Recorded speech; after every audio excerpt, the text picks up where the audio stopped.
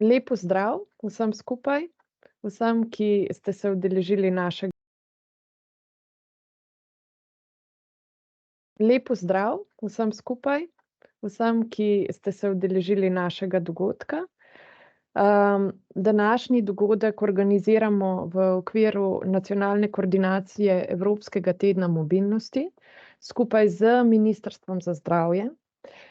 Namen današnjega dogodka pa je predstavitev pomena gibanja za naše fizično, mentalno in pa duševno zdravje, kako do podatkov in kazalnikov zdravja v slovenskem prostoru. Nekako bomo predstavili tudi sistemske ukrepe na področju duševnega zdravja in pa potem v drugi polovici dogodka predstavili praktične primere aktivnosti vključevanja in povezovanja gibanja z aktivnostmi trajnostne mobilnosti, z programi, z ukrepi, ki se izvajajo v okviru Evropskega tedna mobilnosti, v okviru in ne samo v času Evropskega tedna mobilnosti, ampak lahko tudi širše. Pomembno se mi zdi, da slišimo dejstva, da slišimo podatke o tem, kako pomembno je gibanje za naše fizično, mentalno in duševno zdravje, ne samo mi, ampak da vi kot koordinatorji Evropskega tedna mobilnosti oziroma, ker so bili povabljeni tudi predstavniki športnih društev, predstavniki društev različnih društev, ki se ukvarjajo z različnimi aspekti zdravja. Se mi zdi, da vi ste tisti, ki nekako imate direkten stik z ljudmi in je pomembno, da ta dejstva, te podatke tudi prenašate naprej. Zdaj bi pa besedo predala doktor Marjeti Recek iz Ministrstva za zdravje. Lepo pozdravljeni, hvala za besedo.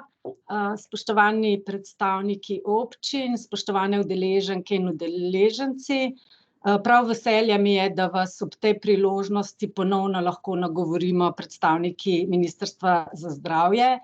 Z ministrstvom, pristojnim za okolje, že vrsto let zelo dobro sodelujemo pri spodbujanju trajnostne mobilnosti. To je tudi ena od skupnih nalog, ki smo si jih zadali v nacionalnem programu o prehrani in telesni dejavnosti za zdravje Dober tek Slovenija. In z njim želimo izboljšati zdrav življenjski slog, zmanjšati breme debelosti in kroničnih bolezni med prebivalstvom. Trajnostna mobilnost, kot sta hoja, kolesarjenje in javni prevoz, prinašajo mnoge koristi. In ne le, da zmanjšujejo onesnaževanje zraka, prometne zastoje in hrup, ampak prispevajo tudi k ustvarjanju bolj povezane, živahne, predvsem pa zdrave in zadovoljne skupnosti, kar je v današnjih dneh še posebej pomembno, ker se življenje zelo usmerja v individualnost. Čistejše okolje pomeni manjše tveganje za respiratorne bolezni in alergije, kar neposredno vpliva na zdravje občank in občanov.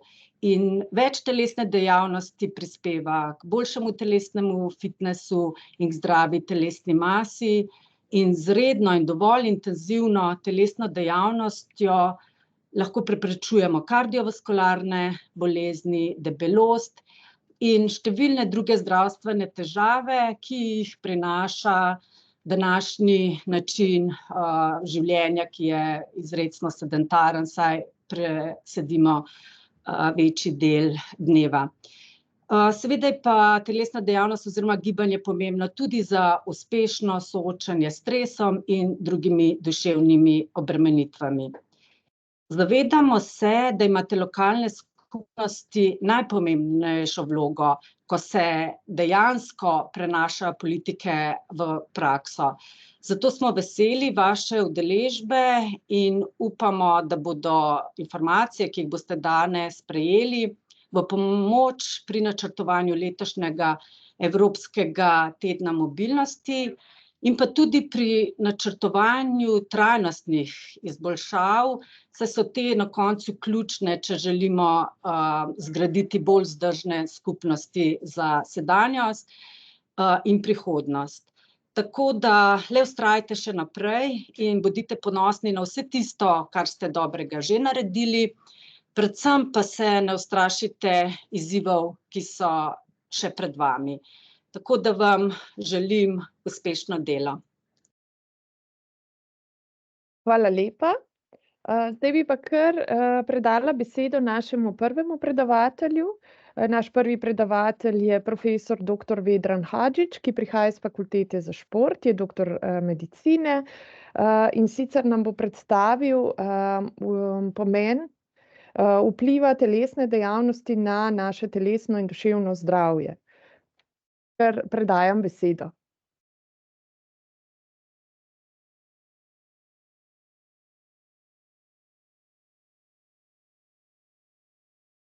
Ne slišimo vas, imate izklopljen mikrofon.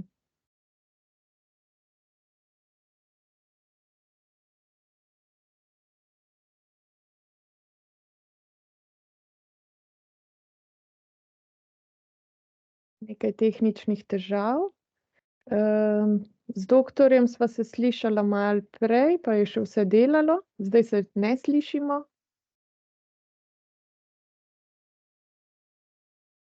Ok, evo rešeno. Ja, zdaj se slišimo. Sliko vidite zdaj? Ja, vidimo. Ja, vidimo eno slikco, ne prezentacije, ampak kot rok. A je to prav? Ja, to ne, ni prav. Ni prav, dobro. Ne, imam deljen zaslon, pa mi je kamera pa tole ušlo na drug zaslon, se opravičujem. Bomo takoj začeli. Samo večkrat, da poiščem tole miško še. Iz tega, okej. Predstavitev, zdaj pa ne vidite ničesar, verjetno, ne? Drži? Ok, evo, zdajle bo pa šlo. Skupna raba. Sem se predolgo pripravljal, pa je tako. S tem. Se opravičujem.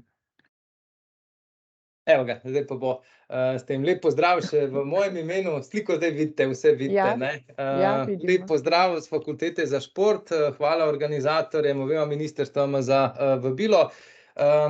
Jaz bom v tem času, ki mi je namenjen, res probal v bistvu tako neke osnovne stvari v zvezi z telesno dejavnostjo in vadbo povedati v povezavi torej s tem rekom zdrav duh v zdravem telesu, ki je precej star, ne, se pravi ta rek, ki se danes pogostokrat uporablja, če gledamo zgodovinsko, že kakih 150 let nazaj so v bistvu telovadna društva, ne, se pravi Južni Sokol, ne, vabila zaradi koristi telovadbe oziroma gimnastike, ker se s tem krepča telo in duša, ne. Ta gospod na sliki je Viktor Murnik, tisti, ki je vodil v bistvu ta združenja in bi rekel tako, da tudi ta rek na Slovenskem ima neko dolgo zgodovino in da smo vendarle v bistvu v Sloveniji telesno dejavni bolj kakor,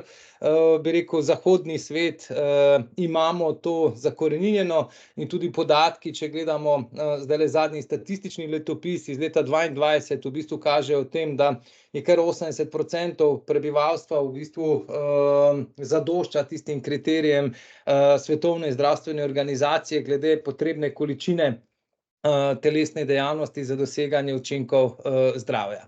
Ta rek anima sana in corpore sano, ne, se pravi, je tudi nekako vezan tako športno obutvijo. Zdaj ne vem, kolikokrat ste ASICS srečali kot neko znamko, ampak je ravno okrajšava teh prvih besed, tako da ta povezava med duhom in telesom je, bi rekel, zelo tako poudarjena.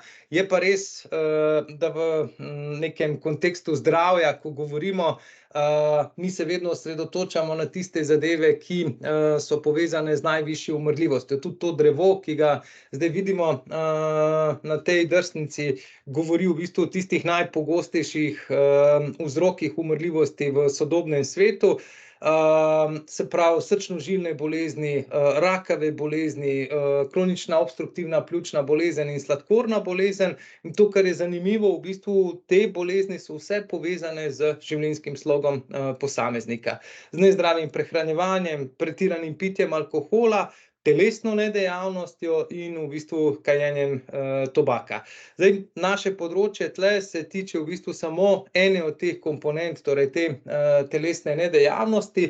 V tem kontekstu tudi, ko gledamo, bi rekel, priporočila Svetovne zdravstvene organizacije, so, bi rekel, že dolgo let jasna. Priporoča se za ohranjanje zdravja 150 do 300 minut zmerno intenzivne vadbe, ali pa če intenzivnost vadbe višja, se lahko čas vadbe primerno skrajša. Mi sami na Fakulteti za šport pa raje v bistvu se osredotočimo na tiste odmerke vadbe, ki so nekoliko večji, ker mi, ko govorimo o vadbi, vemo, da je vadba precej varno zdravilo. To pomeni, da je razpon, v katerem bi pa prišlo do nekih morebitnih tveganj v povezavi z vadbo, zelo širok, tako da lahko mirno svetujemo v bistvu 300 pa 150 minut, se pravi 300 minut zmerno intenzivne vadbe, 150 minut visoko intenzivne vadbe na tedenski ravni. Predvsem mislim, da je zelo pomembno poudarjati, da je pri vadbi zelo pomembno postopen začetek, in potem progresija. Se pravi, da se skozi čas... Doktor, Ja, povejte. mislim, da je prišlo do tehnične težave. Nekaj ljudi se je oglasilo, da ne vidi ekrana. Prosim, da poveste še ostali, ali vidite deljen ekran ali ne. Vidimo. Vidite. Aha, Mi ga okej. vidimo. Vidimo. Se Meni opravičujem, kaže vse torej, okej. ja, se opravičujem, da sem vas prekinila. Ne, nič hudega, vse prav s tem, absolutno. S tem se pravi, je zelo pomembno, torej, da se vrnem na tole, da se začne postopoma in da se potem v bistvu naredi progresija. To pomeni, da obremenitev, intenzivnost vadbe skozi neko časovno obdobje potem primerno dvigujemo. Še ena zadeva, ki je zelo pomembna v teh zadnjih priporočilih iz leta 2020, je to, da so dodane vaje za moč. Namreč medicinska stroka je dolga leta v bistvu priporočala zgolj aerobne oblike aktivnosti, torej hojo, tek, plavanje, kolesarjenje, medtem ko je vadba za moč neupravičeno, bi rekel, bila zapostavljena. Zdaj so to zadevo odpravili, tako da najmanj 2-krat na teden, najboljše kar 3-krat na teden v bistvu izvajati vaje za krepitev mišic, torej vključevati večje mišične skupine, ker mi točno vemo, da v bistvu dva najbolj z zdravjem povezana parametra so maksimalna poraba kisika, VO2 max, ta bo pa odvisna seveda od mišične mase, ki jo z vadbo za moč dobimo. Zaradi tega je v bistvu ta drug parameter še mišična jakost, se pravi, ki močno vpliva na te, bi rekel, fiziološke parametre zdravja. Še ena zadeva je zelo pomembna. To je pa to, da se zavedamo, da na eni strani imamo tudi telesno nedejavnost kot zelo pomemben dejavnik tveganja. Namreč mislim, da se večina populacije nekako ne zaveda, da je tveganje zaradi sedečega, sedentarnega življenjskega sloga, tako kot doktor Recek prej povedala, tako veliko in primerljivo celo s kajenjem. Ampak na nek način je družbeno sprejemljivo. Tudi zdajle v tem trenutku smo pač zaradi narave dela vsi v sedečem položaju. Ampak moramo se pa zavedati, da ta čas, ki ga preživimo sede, lahko omejujemo in ga lahko nadomeščamo v bistvu z ustrezno količino telesne dejavnosti. Za vsako uro sedenja je potrebno 7,5 minut, bi rekel, telesne dejavnosti, da tiste negativne učinke kompenzira, ali pa če bi rekli za en 8-urni delovnik, je potrebna 1 ura telesne dejavnosti, ki bo izničila tiste negativne učinke samega sedenja. Vizavi tega so tudi ta priporočila Svetovne zdravstvene organizacije treba imati v tem kontekstu, da gre za omejevanje negativnih učinkov, za doseganje zdravja, potem pa definitivno te večje številke bolj so primerne, bolj zadoščajo, da se ti učinki dosežejo.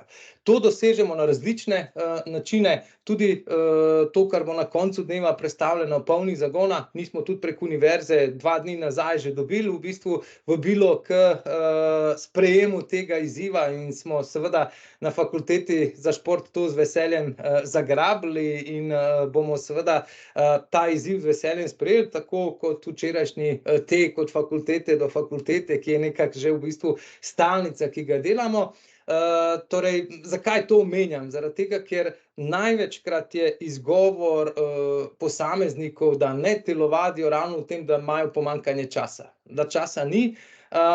Zanimivo je pa, da vsi ti posamezniki naenkrat najdejo čas takrat, ko zbolijo, ne, se pravi, in tu mislim, da časa je na voljo 24 ur, kaj počnemo z njim, je pa v bistvu naša odločitev, in če se zavedamo, da je vadba pomembna, potem pa v bistvu vse oblike vadbe, to, kar vidimo v bistvu telesne dejavnosti, bi rekel, lahko skozi različne, bi rekel, segmente pokrivamo, ker če rečemo, da je telesna dejavnost neka nadpomenka, to, kar se tujko reče physical activity, ne, potem je lahko ta povezana s poklicem in v tem kontekstu je ta polni zagona zelo pomemben, da aktivno pridemo na delovno mesto, bodisi s kolesom, tu pa je zelo pomembno v bistvu zagotovitev teh ustreznih pogojev, tako kolesarskih poti, kakor varnih peš poti, seveda to je povezana tudi s transportno dejavnostjo in tudi seveda ta hišna opravila vsakodnevna, ne vem, zdaj, če govorimo o nekih vrtovih, ki pa so nekako, bi rekel, značilni za slovensko okolje, tam vemo, da tudi skozi to naredimo nekaj telesne dejavnosti. Ko pa rečemo v bistvu o rekreaciji, športu, vadbi, ko govorimo o tem pojmu, takrat pa v bistvu gre za strukturirane oblike vadbe. Tiste, ki v bistvu gre za telesno dejavnost, ki ima nek določen namen in v takih primerih je zelo pomembno v bistvu, da se držimo tistega, čemur mi rečemo fit princip. To je neko načelo pri vadbi, ki zagotavlja, da če rečemo, ok, vadba je neko pomembno zdravilo v tem kontekstu, če hočemo, da to zdravilo deluje, mora biti predpisano v ustreznem odmerku. In odmerek tle se nanaša na to, kako pogosto neko vadbo izvajamo, s kakšno intenzivnostjo, koliko časa vadbene enote trajajo in kakšni tipi vadbe so tisti, ki so lahko pri tem izvedeni. Zdaj, ko govorimo o tipih vadbe, načeloma ločimo med aerobno vadbo pa vadbo za moč, danes pa vemo, da pri vseh programih kombinacija obojega, vadbe za moč in aerobne vadbe je tisto, kar je, bi rekel, najbolj pomembno in seveda na tem področju, ko govorimo o količini intenzivnosti, je zelo pomembno, da se v delo na področju vadbe, ne govorimo o telesni dejavnosti, ki jo lahko vsi s svojim življenjskim slogom dosegamo, govorimo torej o organiziranih oblikah vadbe, da se ta vadba izvaja pod strokovnim nadzorom, ne, se pravi,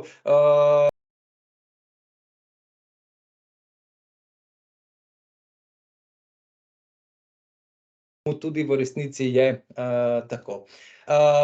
Ena problematika, ki jo v bistvu, bi rekel, medicina nekako vedno soustvarja, je v tem, da nekako gledamo telo brez duha, ne, se pravi, da o duševnem zdravju je manjkrat govora kakor o telesnem zdravju in to seveda ne ustreza že tej osnovni definiciji, k sreči se pa v bistvu ozaveščenost o pomenu duševnega zdravja viša. Zdaj, različni posamezniki žal najbolj razumejo te podatke, ki so povezani s samimi stroški, ne, ker vemo v bistvu, da bo dejansko v bistvu zaradi posledic tega duševnega zdravja v Sloveniji 4,1% BDP odpadlo do leta 2030, ne.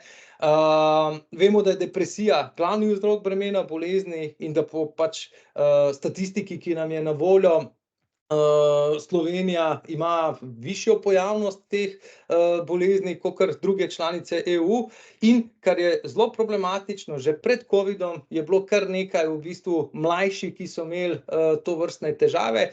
Po covidu se je pa delež teh z anksioznostjo bistveno povečal, tako da 1 od 8, bi rekel, iz poročila iz letopisa 2019 je imel tovrstne težave.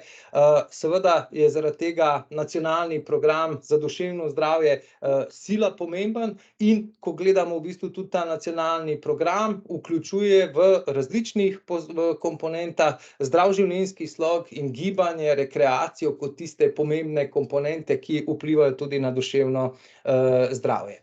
v zelo veliko pomoč je bilo to, da je leta 2023 išla ena prva metaanaliza, bi rekel, velikih randomiziranih raziskav, ki so obravnavale učinek telesne dejavnosti, različnih intervencij na te 3 glavne komponente, se pravi depresijo, anksioznost in stres.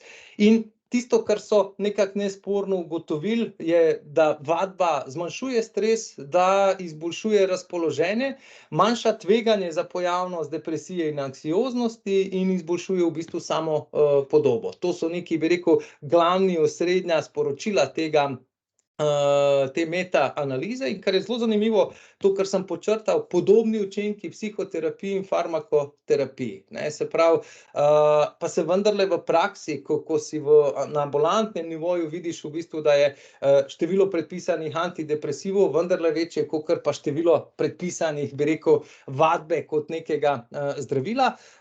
Mislim, da tudi na tem področju se situacija bistveno izboljšuje in da dosegamo, bi rekel, da se premikamo v smeri tega, da bomo vadbo večkrat uporabljali kot neko učinkovito orodje v boju z duševnimi težavami, ker to, kar vemo iz metaanalize, učinkovito zmanjšuje zmerno, milo se pravi blage do zmerne simptome depresije, anksioznosti in stresa. V hujših primerih, seveda, se pravi, ko gre za hude depresivne krize, pa seveda takrat je farmakoterapija in psihoterapija dominantnejša.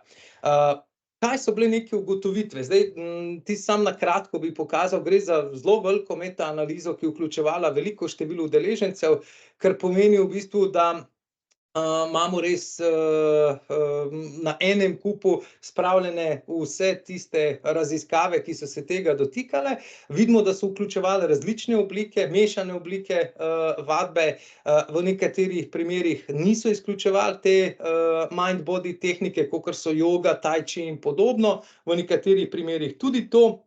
Potem so pa razdelili najrazličnejše oblike vadbe, tisto, kar je nas najbolj zanimala, aerobna vadba, vadba za moč. So pa tudi neke druge oblike vadbe, kakor je ples, torej, ko je izjemno dobra oblika telesne dejavnosti, zlasti pri starejši populaciji, ravno tako dobile svoje mesto. Mediana starost udeležencev je bila 55 let, so pa zelo širok obseg v bistvu udeležencev zajel, ni pa ta zadeva zajemala v bistvu mladostnikov v tem kontekstu. Zdaj, kaj so ugotovili? Torej, srednji učinki telesne dejavnosti na zmanjšanje depresije, samo če tle pogledamo, v bistvu vidimo, da vse te študije, ki so v levo, v prid učinkovitosti, ne, zelo malo študij, v bistvu, ki niso imele, te, ki prečkajo sredinsko črto, niso imele pozitivnega učinka. Temu primerno pri depresiji lahko sklenemo, da je vadba učinkovita, in ravno tako pri anksioznosti vidimo pa, da tle pri anksioznosti je bistveno manj študij. To smo pa tudi rekli, da je depresivnost v bistvu najbolj pogosta od tistih duševnih težav, ki je v tem kontekstu obravnavana. Pri stresu so učinki bili srednji na zmanjšanje stresa, bistveno večji pri anksioznosti pa sami depresiji.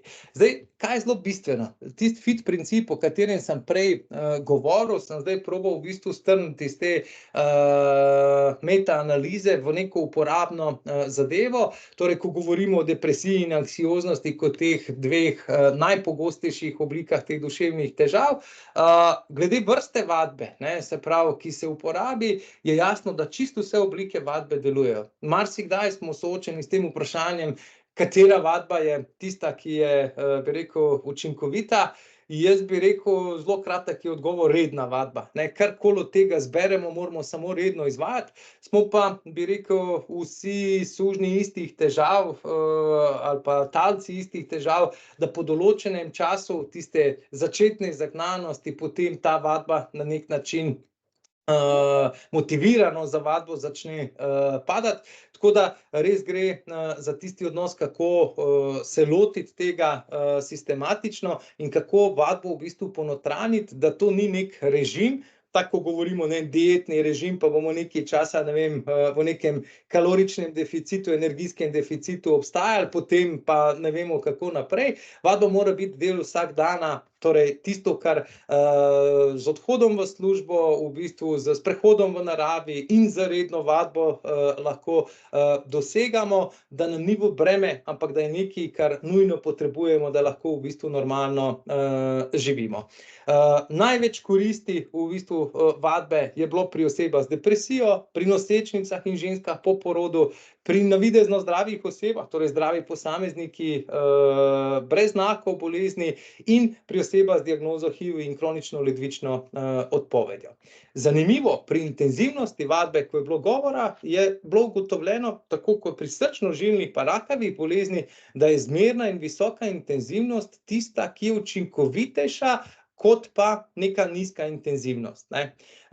Zdaj, ko tu govorimo samo o vadbi, se pravi, govorimo o tem, da vse oblike vadbe delujejo in da na tedenski ravni lahko v bistvu to zadevo dosežemo bodisi z količino vadbe, se pravi, lahko pa tudi v bistvu z samo organizirano obliko vadbe. Tam smo rekli, da na intenzivnost pazimo in tle zmerna do visoka intenzivnost je tista, ki je zelo učinkovita. Kaj to pomeni? To pomeni, da tudi ko smo na sprehodu, je dobro, da imamo obdobja, ko je ta intenzivnost zelo visoka, kar pomeni v bistvu, da smo res zadihani, da težje govorimo, da pa še vedno lahko to breme premagujemo. Namreč raziskave kažejo, da za tiste pozitivne učinke vadbe na, bi rekel, počutje posameznika so zelo bistveni določeni hormonski, nevrotransmiterski odzivi in da do teh odzivov pride, mora intenzivnost vadbe biti zadosti visoka, da v bistvu te učinke dosežemo. Pri trajanju v bistvu so pokazali, da so intervencije v trajanju do 12 tednov bile tiste, ki so najbolj učinkovite in kar je zelo zanimivo, to, kar piše spodaj, tiste daljše intervencije so imele manjše učinke. Ravno tle gre v bistvu za tisto vprašanje nasičenosti, ki lahko nastane, se pravi, ko intervencijo svetujemo, rečemo za neko 3-mesečno obdobje, mi temu rečemo nek mezocikl, potem pa posameznik v bistvu ohrani, dvigne stopnjo telesne zmogljivosti in telesne dejavnosti in potem to zadevo nadaljuje. Enako je bilo v bistvu s tedensko količino, ta tedenska količina se razdeli seveda na, bi rekel, posamezne vadbene enote, se pravi, tle gre pri pogostosti pri tedenski količini za zmnožek pogostosti in trajanja vadbe in to, kar je zanimivo, 4 do 5-krat na teden v trajanju 30 do 60 minut, več kot 60 minut pa dejansko v bistvu nima smisla vztrajati pri vadbi, ker so učinki popolnoma enaki, kakor pri teh nižji, bolje potem modulirati zadevo z intenzivnostjo vadbe, kakor pa z samim trajanjem vadbe v tem primeru. To, kar sem prej rekel, torej učinki vadbe so biopsihosocialni. Psihosocialni, to so v bistvu povezovanje s posamezniki, vključevanje. Zdaj, največkrat je to tako, ne vem, že ko pridete recimo k nam na fakulteto za šport, se ta učinek, bi rekel, telesne dejavnosti zelo dobro opazi pri naših študentih, se pravi, populacija je, bi rekel, nasmejana, sproščena, zelo jasni so v bistvu ti učinki, ki omogočajo druženje posameznikov, manj je, bi rekel, tudi teh medsebojni odnosi so recimo bistveno boljši, spet pa medicinsko gledano nas pa tisti nevrofiziološki mehanizmi, biološki najbolj zanimajo in tle vemo v bistvu, da so določene spojine od tega BNNF-ja, interleukina 6, pa seveda tle prej omenjenega serotonina pa noradrenalina, da so tudi, ne vem, serotonin je mogoče največkrat v literaturi bil omenjan kot tisti hormon sreče, ki se pri določeni intenzivnosti vadbe potem sprošča in daje ta občutek ugodja, ki ga v resnici potem med vadbo občutimo. Kar je dobro pri vadbi, je pa v bistvu to, da res, čeprav tale metaanaliza mladostnikov ni vključevala, vemo, da je učinkovita tako pri mladostnikih in tudi v bistvu pri starejši populaciji. Torej, imamo zelo širok spekter tega, kjer vadba na to duševno zdravje vpliva.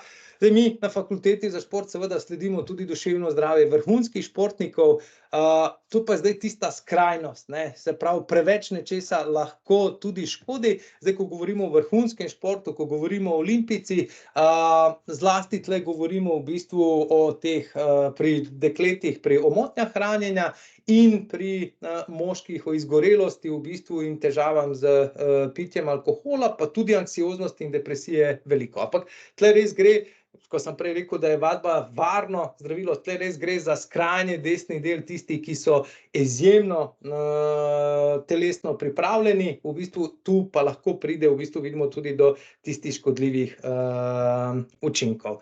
Da zaključim v bistvu s tem, te raziskave, ki so po COVID-19 v bistvu bile izpeljane, glede na veliko pojavnost, bi rekel, teh duševnih težav v covidnem obdobju, so pokazale, da so tiste omejitve telesne dejavnosti, ki so bile izvajane v bistvu kot del ukrepov, ker pač v tistem segmentu je bilo narejeno tisto, kar smo pač trenutno mislili, da je najboljše, so pa v bistvu bile zelo povezane z pogostostjo duševnih motenj.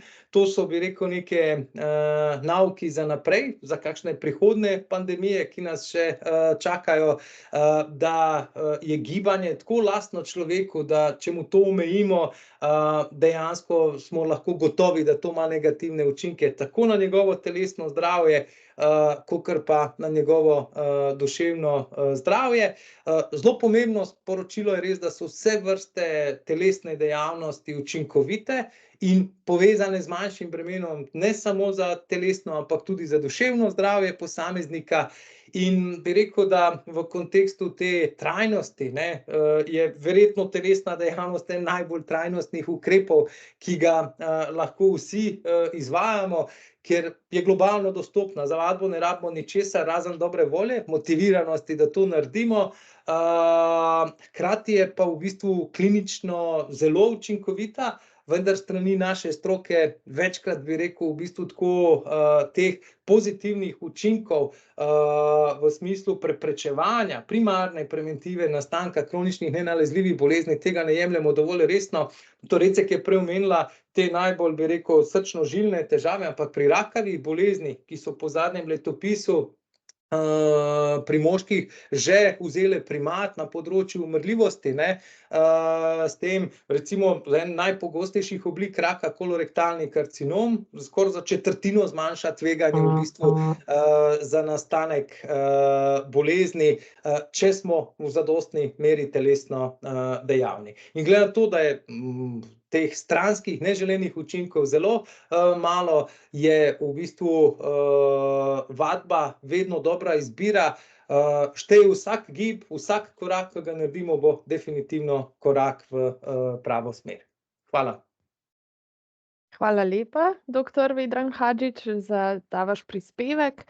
Jaz bi vse pozvala, ki imate vprašanja za doktorja Vedrana Hadžiča, da nam to zapišete v klepet. Načeloma velja, da vsa vprašanja, ki jih imate na današnjem srečanju med samo predstavitvijo, zapišete v klepet in jih potem po predstavitvi nekako predstavimo in na njih skušamo odgovoriti. Zdaj bi pa jaz besedo predala dr. Adi Hočevar Grom, ki prihaja iz Centra za proučevanje in razvoj zdravja iz Nacionalnega inštituta za javno zdravje, in sicer nam bo predstavila neke priložnosti za povezovanje z namenom izboljšanja zdravja v lokalnih skupnostih. Prav lep pozdrav tudi strani moje in Nacionalnega inštituta za javno zdravje. Jaz samo še, da tole ugotovim, kako delim zaslon.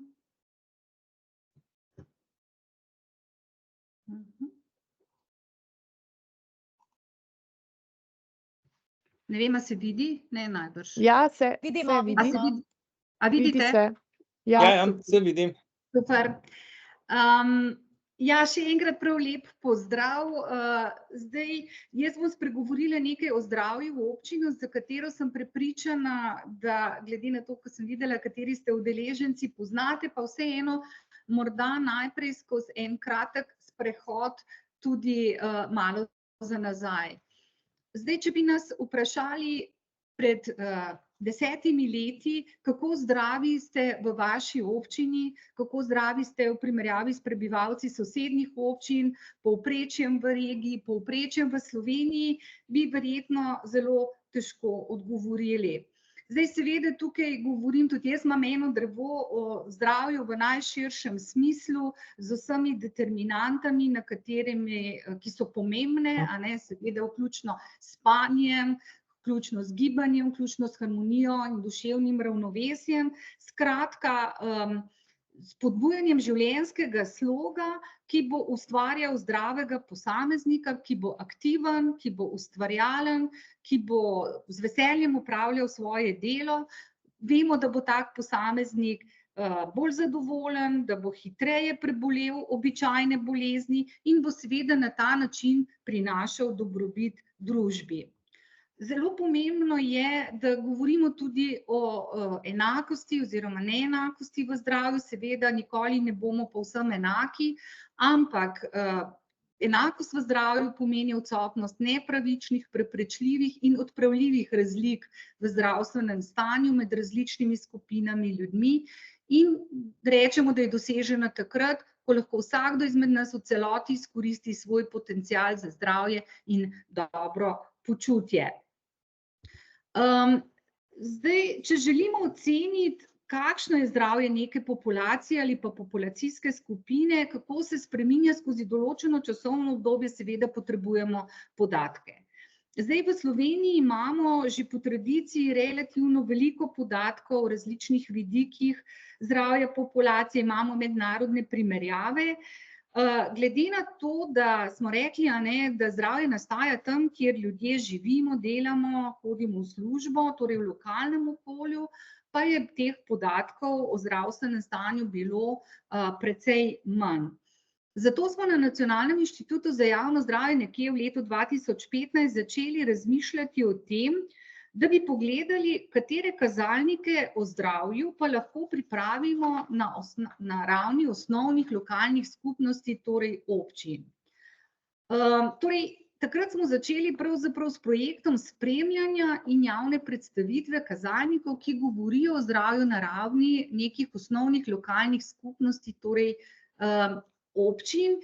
K temu so nas nekako navdahnili tudi kolegi iz tujine, predvsem iz Norveške, ki so take zdravstvene profile občin že imeli in so nam bili v teh začetkih tudi v pomoč. Moram pa reči, da kasneje, ko smo imeli z njimi stike, so rekli, da smo že boljši kot oni. Seveda pri tem nam je bil velik izziv dejstvo, da ima Slovenija 212 občin, ki so si po velikosti zelo različne. Vemo, da imajo najmanjše občine manj kot 400 prebivalcev, kar seveda predstavlja pri prikazovanju podatkov na takem nivoju poseben izziv. Ampak kakorkoli smo želeli torej iz različnih zbirk podatkov pripraviti nabor kazalnikov, ki jih bomo lahko prikazali prav za vsako izmed 212 slovenskih občin. Torej, namen projekta je bil seveda krepitev zdravja in preprečevanje bolezni v lokalnem okolju, seveda preko boljše dostopnosti in dosegljivosti zdravstvenih podatkov. Torej, primarno so te informacije namenjene odločevalcem na lokalnem nivoju, seveda tudi posameznikom, nevladnim organizacijam, zdravstvenim delavcem. Vemo, da sedaj, ko govorimo o skupnostnem pristopu, ko imamo centre za krepitev zdravja, centre za duševno zdravje, seveda so te podatki pomembni tudi za njih in ne nazadnje tudi za sodelavce na območnih enotah Nacionalnega inštituta, s kateri smo soustvarjali ta projekt. V začetku smo sodelovali tudi z nekaterimi župani, Predvsem bi tukaj omenila županjo občine Črne na Koroškem, gospod Romano Lesjak, in župana Pivke, gospoda Roberta Smrdelja, ki sta nas že na začetku nekako spodbujala pri tem. Pri podatkih uporabljamo različne vire podatkov, veliko podatkov seveda imamo na našem inštitutu, uporabljamo pa tudi podatke Fakultete za šport, kjer je zelo pomemben podatek fitness otrok, Onkološkega inštituta, Inštituta za socialno varstvo, Agencije za varnost v cestnem prometu, Statističnega urada in tudi druge. Potem pripravljeni smo skupine kazalnikov, ki so pač v določenih skupinah, naslavljamo prebivalce, skupnost, dejavnike tveganja, zdravstveno stanje, umrljivost in seveda različni izdelki. Začeli smo zelo enostavne, pripravili smo take publikacije, jim rečemo, ki jih pošiljamo oziroma so bile dostopne tudi na spletni strani. Ko smo izbirali oziroma še vedno izbiramo zdravstvene kazalnike, želimo prikazati problematiko različnih populacijskih skupin in različnih javnozdravstvenih izzivov. Predvsem pa se usmerimo na tiste kazalnike, kjer obstaja možnost ukrepanja na lokalni ravni. Seveda so tukaj tudi določene omejitve, tako s podatkovnimi viri, kot sem omenila, na ravni občin, včasih tudi s prostorom, največ pravzaprav je metodoloških izzivov in pa seveda včasih nas vprašajo, zakaj ne prikazujemo nobenih podatkov strani zdravstvene mreže, vendar to je poseben izziv, zaradi tega, ker vemo, da zdravstvena mreža ni vezana na posamezno občino. Regij pa pač administrativnih na žalost v Sloveniji ni. Tako je torej od leta 2016 projekt teče, moram reči, da se vedno bolj uveljavlja in kar je ključno, je pravzaprav tale tabela na desni strani, ki prikazuje, kakšni so kazalniki zdravja v določeni občini glede na slovensko povprečje. Torej, ali je posamezna občina boljša, slabša od slovenskega povprečja, oziroma naš namen ni bil v tem, da občine rangiramo na to, da so občine na primer dobre pokazalnike ali slabe, ampak je bil predvsem namen, da se morda primerjajo s sosednjimi občinami in pa predvsem, da spremljajo svoj napredek pri aktivnostih, ki jih izvajajo, in pa seveda morda še pred tem, da se senzibilizira tudi odločevalce na lokalni ravni, da je zdravje prebivalcev njihova pomembna stvar, pomembna odgovornost, kar mislim, da nam je tudi uspelo. V osrednjem delu vedno naslavljamo nekatere izmed aktualnih javnozdravstvenih vsebin. Lansko leto je bila to zdravstvena pismenost, pred leto pred tem smo posvetili covidu, še prej okoljskim dejavnikom, torej neko splošno naslavljanje nekega aktualnega javnozdravstvenega problema. Moram reči, da je bil že takoj po prvi objavi leta 2016 zelo velik odziv medijev. Seveda mediji zelo hitro rangirajo občine, katere so boljše, katere so slabše, ampak kakorkoli moram reči, da je še vedno odziv medijev vsakokrat po naši objavi, tako lokalnih kot nacionalnih, precejšen. No, seveda v prvi objavi pa niso bile samo pozitivne, prejeli smo tudi nekaj kritik. Zanimiva pa se mi je zdela tale izjava takratnega župana občine Šentilj, da so ga ti rezultati zelo presenetili, saj nima občutka, da bi bilo zdravje njihovih občanov tako slabo, imeli pa so že krizni sestanek in so se dogovorili, da bodo pripravili akcijski načrt, da bodo lahko začeli uresničevati preventivne in druge ukrepe, torej prav tisto, kar smo želeli s tem doseči. No, če si pogledamo, kako je s tem danes, to je iz zadnje evalvacije, vidimo lahko, da so odzivi s terena dobri. Mislim, da počasi prihajajo te podatki, nekako postajajo samoumevni in in prepoznane na občinah, na lokalnih odločevalcih ta koristnost in seveda pa si želimo še izboljšati.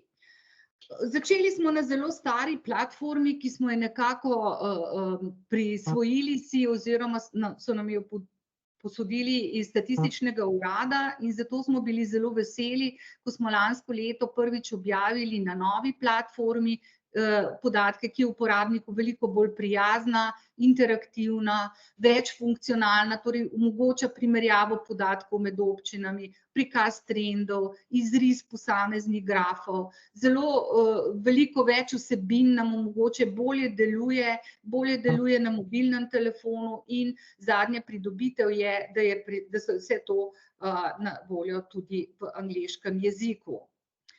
Že takoj na začetku nam je bilo nekako rečeno, da moramo spodbuditi župane tudi z neko nagrado in veseli smo bili, ko nas je Zlati kamen povabil k sodelovanju.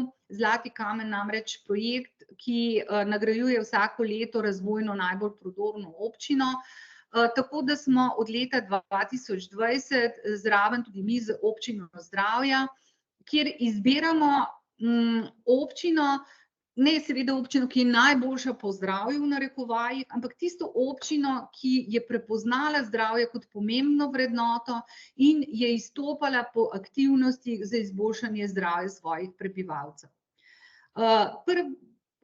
Moram reči, da ta izbor je kar težak, sploh zadnje čase, ker je aktivnosti res zelo veliko. No, kakorkoli, če se samo sprehodimo, prvo leto občina Tolmin, naslednje leto je dobila nagrado občina Žiri, občina Logatec leta 2022, Velenje lansko leto in pravkar mestna občina Nova Gorica.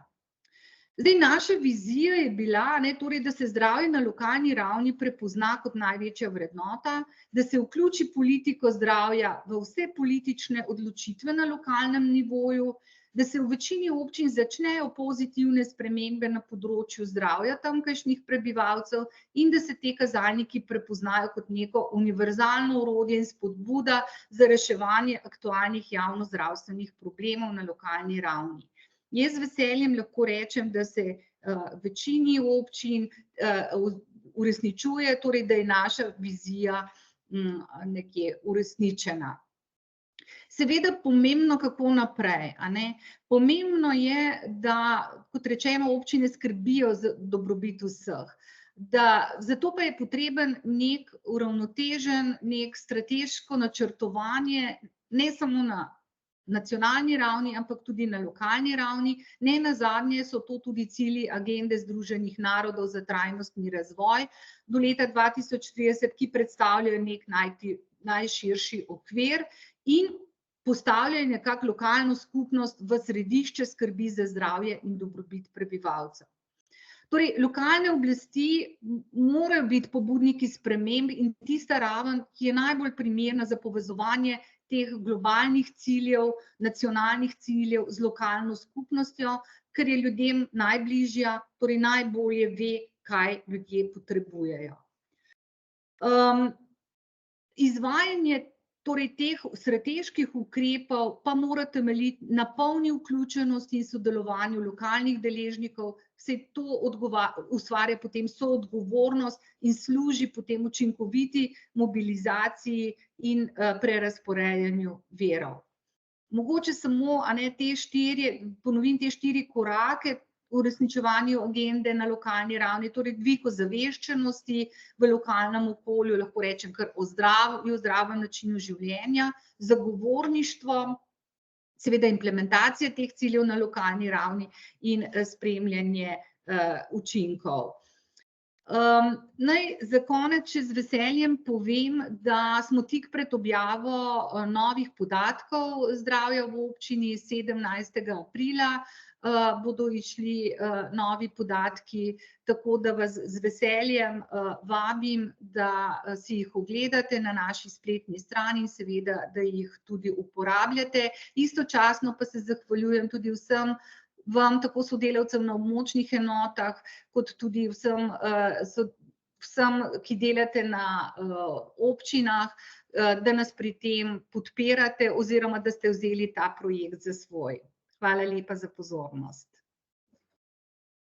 Hvala lepa, dr.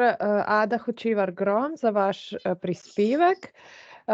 Zdaj pa bi jaz imela samo en tehničen dodatek, in sicer dr. Hadžič se opravičuje, je moral predčasno zapustiti dogodek, zato vsa vprašanja, ki jih imate in jih še niste zapisali v chat, v klepet, lahko pošljete tudi na naslov Janje Križman Miklavčič, oziroma jih date v chat. Mu jih bomo posredovali in nam vam potem odgovore zagotovimo po mailu po današnjem dogodku. Zdaj bi pa nekako se navezala s tem dogodkom na duševno zdravje, in sicer smo na današnji dogodek povabili tudi koordinatorje duševnega zdravja, predvsem v neki povezavi z tem, da je v mesecu septembru, ki je mesec mobilnosti, je hkrati mesec september tudi čas, ko se odvija festival duševnega zdravja. In je smiselno, da se aktivnosti Evropskega tedna mobilnosti in Evropskega tedna športa navezujejo tudi na vsebine duševnega zdravja. Med vabljenimi na ta dogodek, kot rečeno, tudi koordinatorji duševnega zdravja, ki jih zdaj vabim, da nekako predstavijo svoje področje dela v smislu nekake opredelitve, kje bi se lahko našle sinergije njihovega dela in lokalnih koordinatorjev na neki lokalni ravni v okviru aktivnosti, ki se izvajajo v času Evropskega tedna mobilnosti ali pa Evropskega tedna športa. Ker jaz koordinatorjev ne poznam poimensko, vam zdaj kar prepuščam besedo, ne morem pa poimensko nikogar izzvati oziroma poimensko predati besede, vas pa vabim, da se kar oglasite.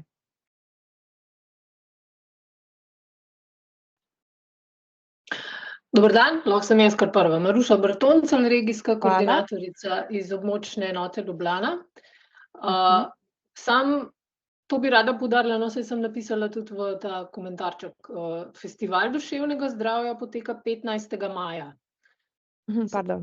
Oktobra je pa Svetovni dan duševnega zdravja, ko delamo te regijske dogodke. Ampak tudi ne vidimo problema, da bi septembra kaj skupaj naredili v okviru zdravih mest. Tako da.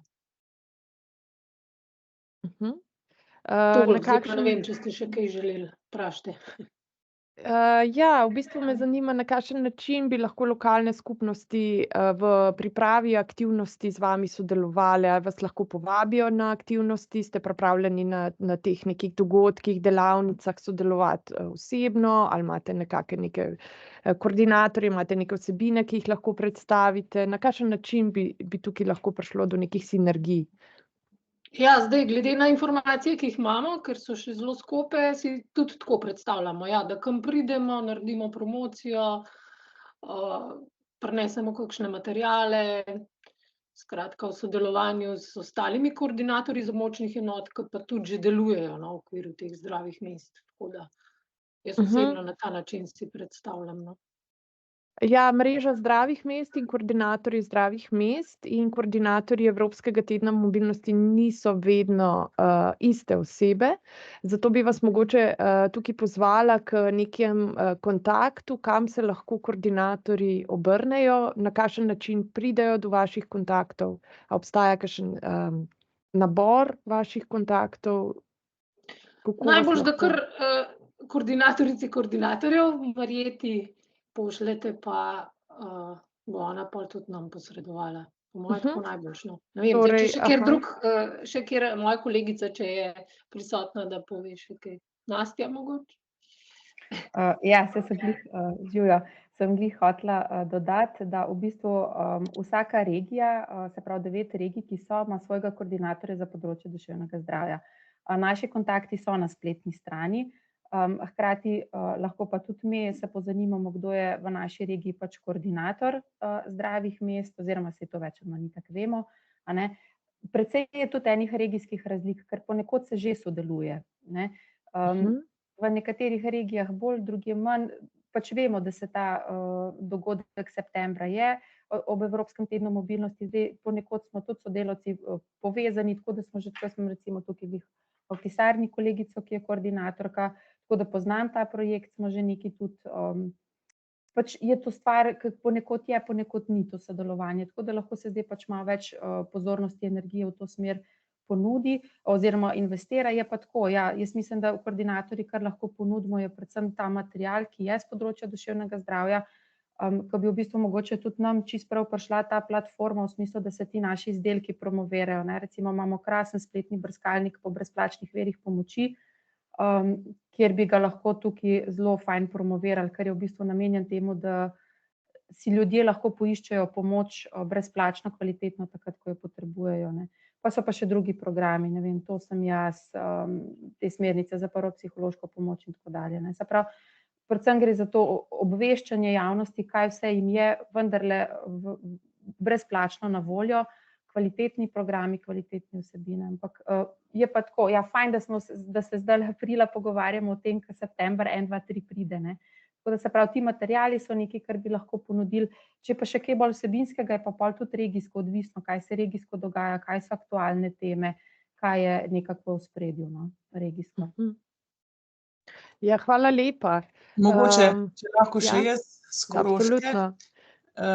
Jaz bi tudi čisto na kratko sem dodala, da mi že prejšnja leta smo sodelovali z vsemi deležniki Koroška v gibanju, obeležujemo vsako leto in smo tudi en majhen košček, no, smo prispevali k celotnemu dogodku, ne vem, kotiček za sprostitev, za umiritev, recimo je bilo lani naš prispevek. Ja, mi je pa všeč, da mogoče našo vlogo malo bolj jasno določimo, pa mogoče še kakšno dodatno aktivnost priključimo tem dogodkom, a ne. Torej pravi naslov, kako priti do vas, je ena varianta, torej kot ste predlagali preko nas, nacionalnih koordinatorjev, in pa druga varianta verjetno neke območne enote NIJZ-ja? Ja, hvala lepa. Zdaj bi pa predala besedo doktor Zlatko Zimetu za predstavitev. Milena tukaj, se smem še jaz oglasiti? Milena, samo sekundo, ti damo besedo, samo na vrsti je Zlatko Zimet, potem pa damo besedo. Okej.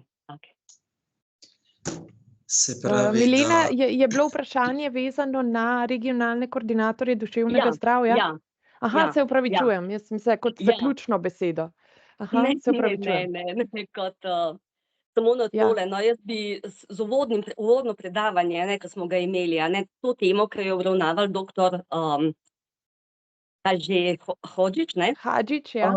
Hadžić, ja, tole, ne, na to temo bi se mogli navezati te lokalni koordinatorji duševnega zdravja in potem imeti v zvezi s tem kakšne aktivnosti. Tako kot je gospa s Koroške, gospa Lorbart povedala, je rekla, mi smo imeli kotiček za umiritev, a ne, no, in da bili potem tudi neke aktivnosti, da se res vidi, a veš, če se nekdo zapelje nekaj kilometrov s kolesom, pa da se potem prebere njegovo počutje pred tem pa po tem, a ne, in da se potem promovira, zakaj je to boljše, ne, v povezavi z uvodnim predavanjem, ne. Tako da jaz mislim, da bi mogli na tak način stvari začeti predstavljati, a ne, tako da bi potem tudi ljudje, ki so, bom rekla, bolj depresivni pa anksiozni, a ne, da bi se potem tudi začeli spravljati aktivnim oblikam mobilnosti, ne, kar bi jim potem tudi pomagalo pri kvaliteti življenja za naprej, ne. Tako da, ker tole v bistvu, to je podporni steber našim prizadevanjem v direktoratu, ne. Zato se mi je zdelo pomembno, da to poudarimo. Ne samo pač, da je že nekaj narejeno, pa gremo lahko na spletne strani, to gremo, a ne, pa si več bereš, slišiš, nekaj slišiš, pa potem si v tej temi še kaj prebereš, a ne, ampak prav tako, ne, da res ciljamo na sam teren, ne, skratka, da se pridruži centrom za krepitev znanja, ki so že aktivni v Evropskem tednu mobilnosti in da se potem poudarja še ta vidik, no. še bolj, ne samo kardiovaskularno, ampak tudi to, da se dobro počutiš, pa da se potem ljudem tudi tam pove, zakaj se pa zdaj boljš počutijo. Hvala lepa. Hvala za besedo, zdaj pa spet. Ja, še damo besedo dr. Adi Hočevar-Grom. Ja, najlepša hvala še za tole, samo en komentar. Mogoče najprej Festival duševnega zdravja bo v Mariboru. Kar se tiče pa teh aktivnosti, se seveda strinjam. Veliko aktivnosti sicer že poteka in tudi preko naših območnih enot. Seveda o teh aktivnostih, s čimer se strinjam, da se to morda še bolj poveže, pa treba vseeno načrtovati morda za kakšno leto naprej, a ne? In jaz bi predlagala, da se vseeno to, tudi jaz bom predala predstojniku Centra za duševno zdravje oziroma koordinatorici programa Mira duševnega zdravja, da je bilo to izpostavljeno in da se morda za vnaprej. Mi smo že imeli pač aktivnosti, ki smo jih izpeljevali po vseh regijah z območnimi enotami, izvede mogoče istočasno povsod, a ne. Če pa so strani lokalnih skupnosti zahteve, potrebe po sodelovanju, pa so tukaj bodisi preko območnih enot ali pa preko centralne enote, če se naslovi zahteva, sem prepričana, da se bo našlo sodelovanje. Hvala lepa. Ja, absolutno. Me slišite? Ja, slišimo. Mogoče samo eno pojasnilo, gospe Hočevar-Grom, da smo bili z gospodom Vinkotom že v bistvu na vezi v zvezi s tem, da je smiselno te aktivnosti povezati. Sej tukaj gre pravzaprav za neke aktivnosti, ki že povežajo, gre za to mogoče, da spodbujamo, da se na lokalni ravni išče sinergije, povezuje te dogodke, in pogleda, kaj se da narediti skupaj, pa bolj povezati, ker kot vidite, tudi samih predavanj se vse te teme zelo navezujejo ena na drugo, niso bile mišljene kakšne posebne dodatne aktivnosti, gre za to, da se takrat v bistvu tudi odpirajo javni prostori, zapirajo razna parkirišča, ceste in da se da takrat v bistvu to izkoristiti tudi za to, da se ta prostor uporabi v drug namen, mogoče v bolj zdrave namene, da se tam organizira mogoče športne aktivnosti, kakšne stojnice, kjer se predstavijo zdravstveni programi, nič, bom rekla, izven nekega plana, se pa strinjamo, ja, da je fajn, da se tudi te stvari načrtuje tudi mogoče več let naprej, in pa da, kaj sem hotela še povedati, da ja, mogoče tudi to povezovanje s CKZ-ji, ker CKZ-ji pa takrat že v bistvu že imajo v svojih aktivnostih predvidene določene aktivnosti za Evropski teden športa in za Evropski teden mobilnosti. Samo toliko z moje strani. Hvala. Hvala lepa. Ima še kdo kakšno vprašanje, pripombo, komentar, predlog? Potem pa jaz kar besedo predajam dr. Zlatku Zimetu iz Nacionalnega inštituta za javno zdravje, in sicer za predstavitev mreže zdravih mest. Najlepša hvala za besedo. Kot veste, prihajam iz Nacionalnega inštituta za javno zdravje, kjer se izvaja nacionalna koordinacija. Zdaj, preden začnem govoriti o samih zdravih mestih, bi morda potreboval nekoliko pomoči, da si vklopim jaz slajde. Zdaj sem stisnil screen. Samo malo. Mi hočete samo malo povedati, gor je napisano share. Ja, tukaj date skupna raba in potem izberete dokument, ki ga imate odprtega in ga na ta način delite. Okej. Tako, upam, da se vidimo. Ja. Ok, najlepša hvala. Tako, med vami je verjetno veliko tistih, ki zdrava mesta že zelo dobro poznate. Moje predavanje pa bi danes bilo, oziroma zelo kratka omejena predstavitev zdravih mest, pa bi bila predvsem namenjena tistim, kateri še niste slišali za sama zdrava mesta, z namenom, da bi v slovenskem prostoru vse bolj in vse bolj širili našo družino in priključili nove članice, se pravi občine, s katerimi sodelujemo v našo nacionalno mrežo.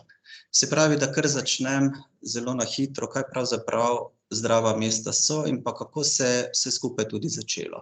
Vedeti moramo, da Svetovna zdravstvena organizacija je veliko časa po drugi svetovni vojni opozarjala na določene težave in sicer tako v zdravstveni in pa socialni oskrbi.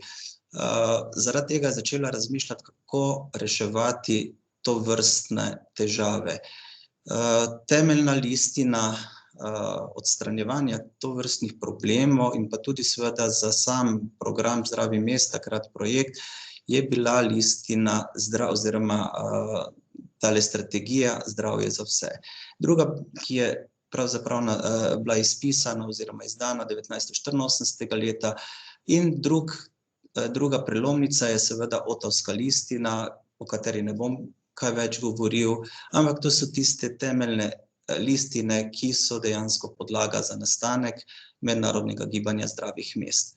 Kot vidimo tukaj letnico na tem slajdu, je dejansko napisano 1988. Takrat sta se dva sektorja, to je sektor za zdravje in pa sektor okolje, dogovorila, da bosta na nek način začela z samim mednarodnim gibanjem za pospeševanje zdravja, se pravi za krepitve zdravja, da se na nek način pospešuje zdravju naklonjene javne politike, prizadevanje za zdravo okolje in tako naprej. Se pravi, kaj so zdrava mesta? Zdrava mesta, predvsem bi želel poudariti, da so to dolgoročen mednarodni projekt oziroma zdaj že program Svetovne zdravstvene organizacije. Koga pravzaprav pa mi želimo, koga targetiramo tukaj? Želimo, da so v tole mrežo oziroma mednarodno gibanje vključeni tista mesta oziroma občine ali kraje, ki zagotavljajo najboljše za ljudi. Se pravi, da se zavedajo, da je zdravje temeljna vrednota neke družbe.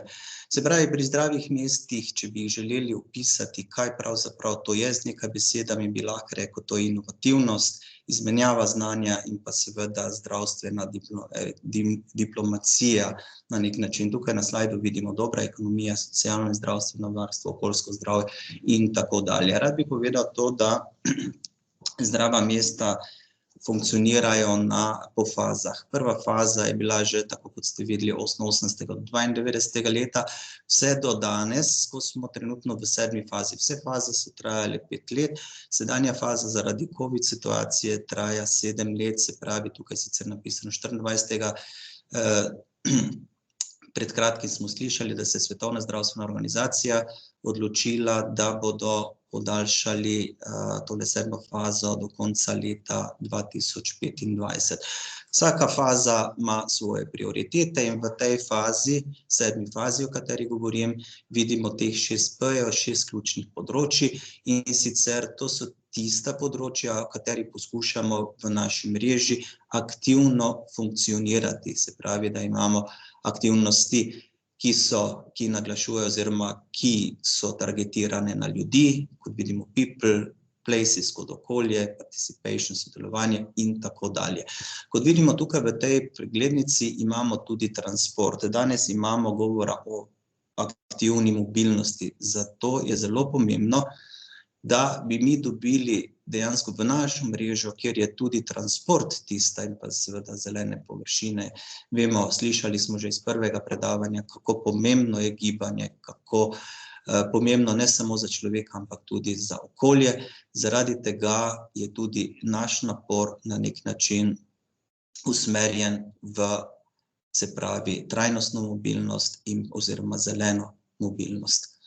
Zaključne naloge, kot vemo, če govorimo o tem sektorju za zdravje ali pa sektorju za okolje, je izboljšanje javnega zdravja prebivalstva v lokalnih okoljih.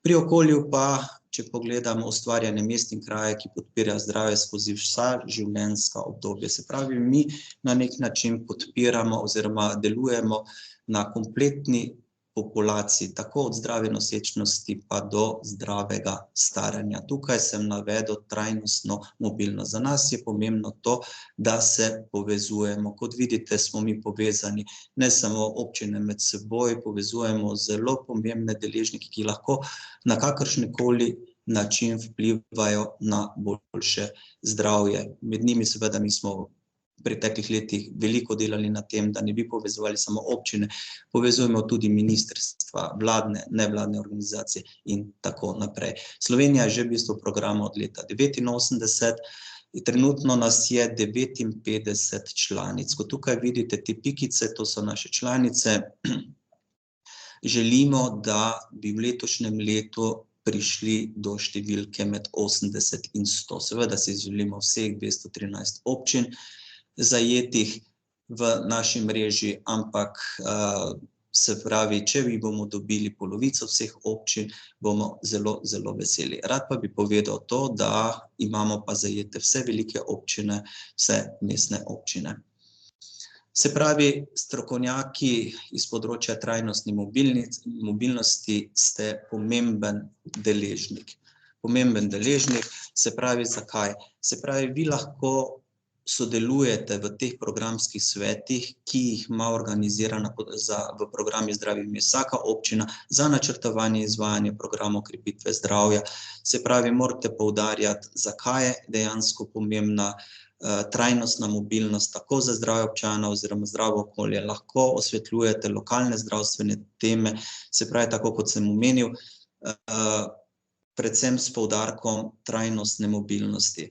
Potem spodbujate sodelovanje z lokalnimi skupnostmi, organizacijami ter prepoznavate seveda potrebe skupaj z ostalimi, seveda potrebe prebivalstva tudi na področju trajnostne mobilnosti. Zakaj sem to povedal? Se pravi, vi, ki ste strokovnjaki za trajnost oziroma zeleno mobilnost, ste še kako dobrodošli v naši mreži, v programskih svetih Zdravih mest, ki so formirani na samih občinah članicah. Se pravi, mi sodelujemo ne samo lokalno, ampak povezujemo se tudi mednarodno, prevzemamo dobre prakse. Tukaj vidimo nekaj mest, ki imajo zelo, zelo dobre prakse, se pravi, so nekje vzgled tudi ostalim mestom po Evropi in pa po svetu, kot je recimo Kopenhagen na Danski, se pravi, ti imajo izredno razvito zeleno mobilnost, Amsterdam, Nizozemska in tako naprej. Vse te prakse, ki jih mi srečujemo preko Svetovne zdravstvene organizacije in se dajo prenesti v slovensko okolje, se trudimo, da bi prenašali dobre prakse ostalih mest, ki so v evropski mreži ali svetovni mreži zdravih mest, da bi se prenesle tudi v naše okolje. Toliko seveda o tem, na kratko, kaj več pa seveda boste imeli možnost me kontaktirati na moj mail, da vam seveda vsi tisti, ki bi se želeli priključiti zdravim, se pravi slovenski mreži zdravih mest, bi bil zelo vesel, da me kontaktirate, oziroma, če mi dovolite, se bom obrnil na Ministrstvo za okolje, kjer bi pridobil vaše kontakte in bi vas seveda probal pozvati ali napisal kakršenkoli mail, da bi našli oziroma poiskali pot, da pridete v slovensko mrežo zdravih mest. Hvala lepa. Hvala lepa, malce nas preganja čas, tako da bomo mogli zaključiti. Ja, seveda, jaz sem lahko kontakt, na katerega se koordinatorji Evropskega tedna mobilnosti obrnete in bom vaše kontakte posredovala naprej dr. Zimetu. Zdaj bi pa nadaljevali in sicer imamo eno predstavitev, izjemno luštna, dobra praksa, projekt Smilers, ki ga izvajajo v Veliki Britaniji. Predstavil nam ga bo nacionalni koordinator Evropskega tedna mobilnosti Rob Bounce iz Velike Britanije. Predstavitev bo potekala v angleškem jeziku in ne bo zagotovljenega prevoda, ampak mislim, da s tem nihče od nas ne bo imel težav. Gospod Zimet, vas pa samo prosim, da nehate deliti ekran.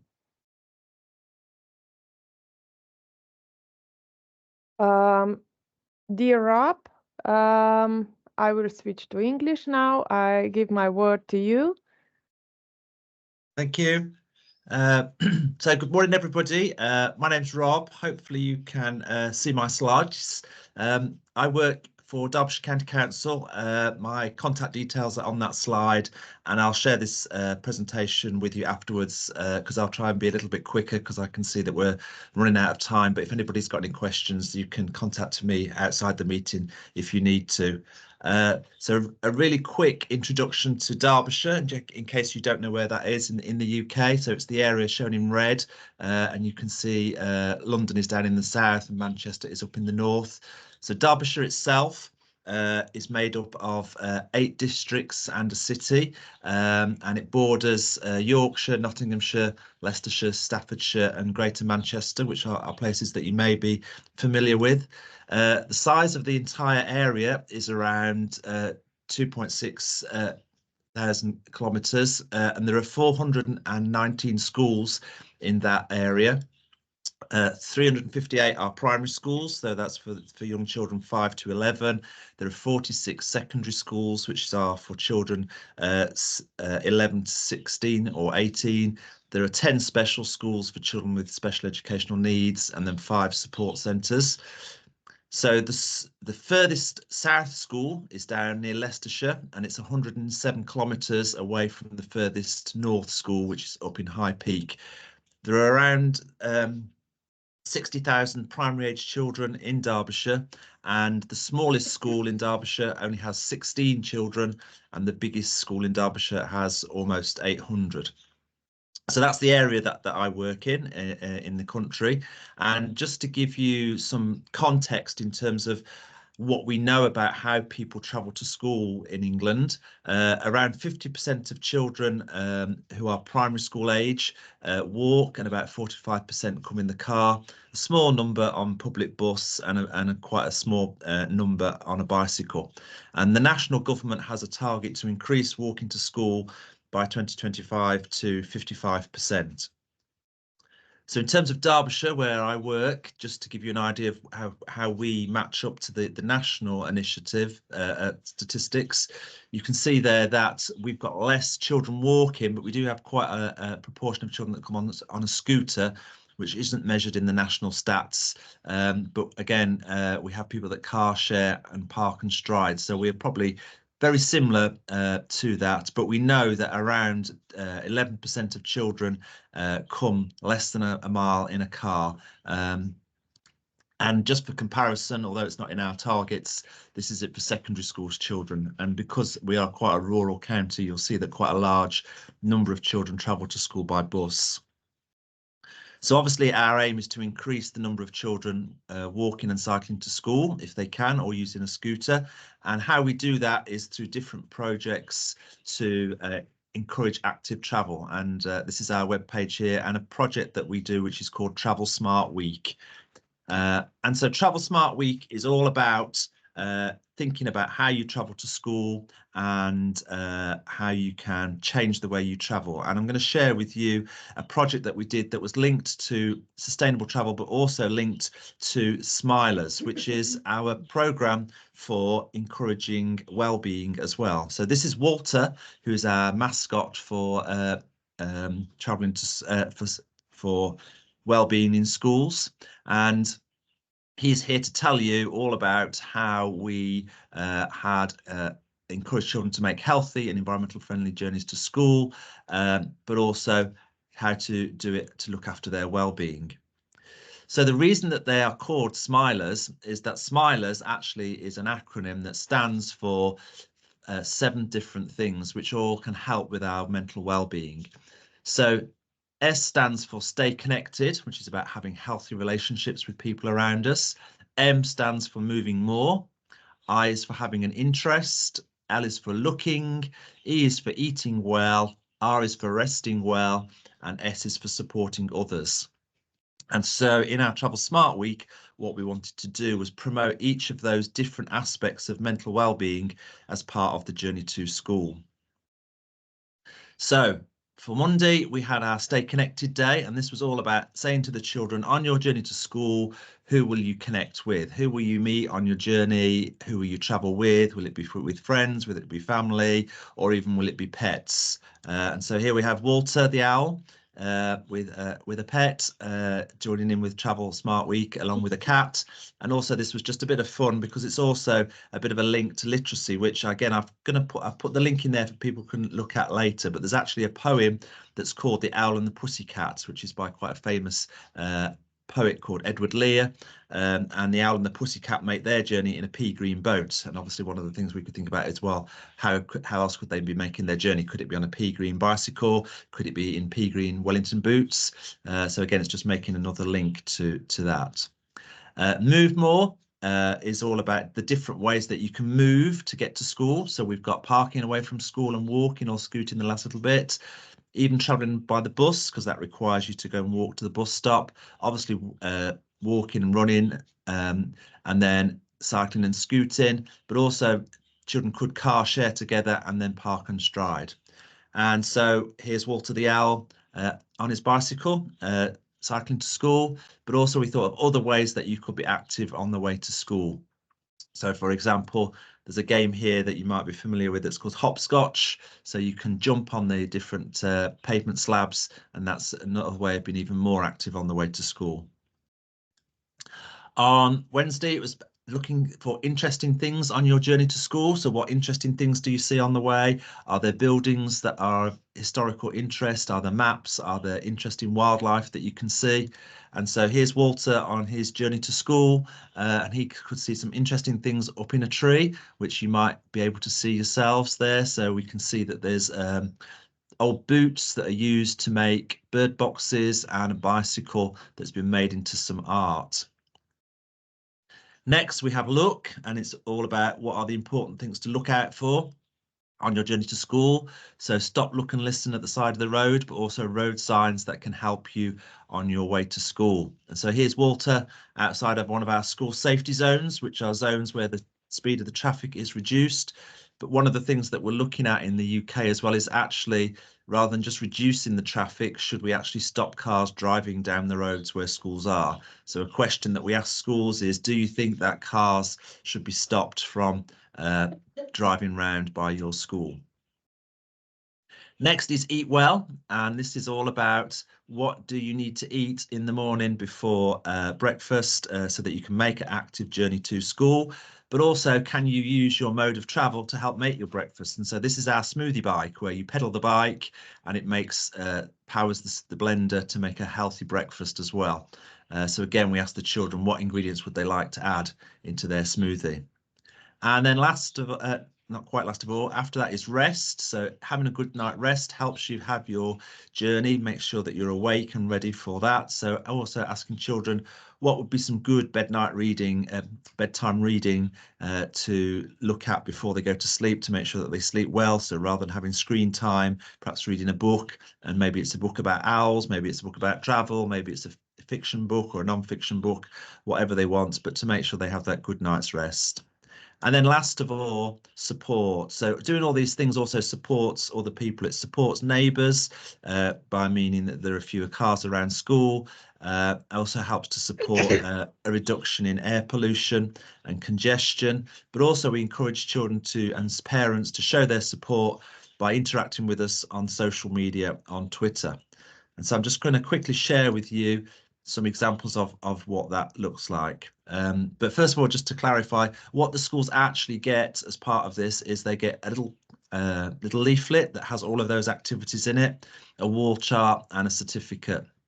And during the campaign, 286 schools took part, which represents about 79% of all schools in the county, and leaflets were distributed to just over 51,000 pupils, and there were wall charts in almost 1,900 classes. So here are some examples of children making their journeys to school and showing us what they did. So walking and cycling, looking out for signs. Here's a school that met in the park and all walked together. And here are some children using the wall chart to record how they travel to school. Another social media post here of people using the smoothie bike to make smoothies. And also one of the things that we try and do is encourage not just for children to take part, but also for the teachers. So here are some teachers who are car sharing to school as part of the week. We also do lots of other campaigns as well. So we have the Big Walk and Wheel, we have a Car Free Day, we have National Clean Air Day, and also we do activities in the run up to Christmas to encourage people again to think about making active journeys to school. And all of these things form part of a school's travel plan. So we have a national scheme called Mode Shift Stars, and that has different levels of accreditation depending on what activities that you've done in school to help promote active travel. And so what's the success of that? Well, obviously schools get awards, and this is one school that's got the award, but it's also a Smilers school as well. So it's seeing that that link can be made between the two. And there's also a separate Smilers award as well, which helps to try and understand what the impact is of this scheme on the children's mental well-being. So that's a really quick whistle-stop tour because I wanted to leave time for any questions, but you can also find out more on our social media on Twitter. You can contact me by email or by Teams, and also there's a link there to the Smilers whole school approach to mental well-being as well. So that's the end of my presentation. Dear Rob, thank you very much for your presentation. Vkolikor imate vprašanja za Roba, jih lahko date v klepet oziroma se oglasite kar zdaj.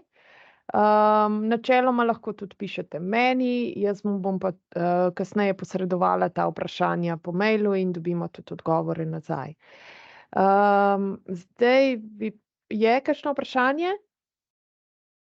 Okay, potem pa kar nadaljujemo in sicer bi predala besedo Neli Halilović iz Inštituta za politike prostora, da nam predstavi nacionalno kampanjo Polni zagona kolesarimo v službo, ki jo inštitut izvaja skupaj z našim ministrstvom. Izvoli, Nela. En lep pozdrav vsem skupaj, se slišimo? Ja, se slišimo. Okay. Torej, moja predstavitev bo mogoče malo drugačna kot vse pred mano, tudi predvsem vsebinsko, je pa seveda nekako posredno seveda moja tema tudi povezana z zdravjem. Torej, zdaj jaz se opravičujem, malo sem kratka za Teamsi, skupna raba, tukaj dam. Tako. Skupna raba, potem pa zbereš dokument. Ja, takoj.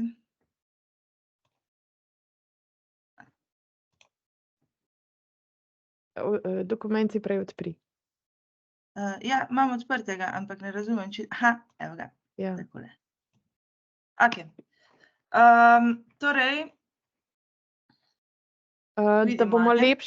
Da bomo lepše videli, da prosim, da prezentacija teče. Pardon, ustavi. Očitno je treba odpreti, preden... Ni nujno, lahko tudi tam odpreš. Jaz se opravičujem. Vse je v redu. Tim se res tako malo uporabljamo.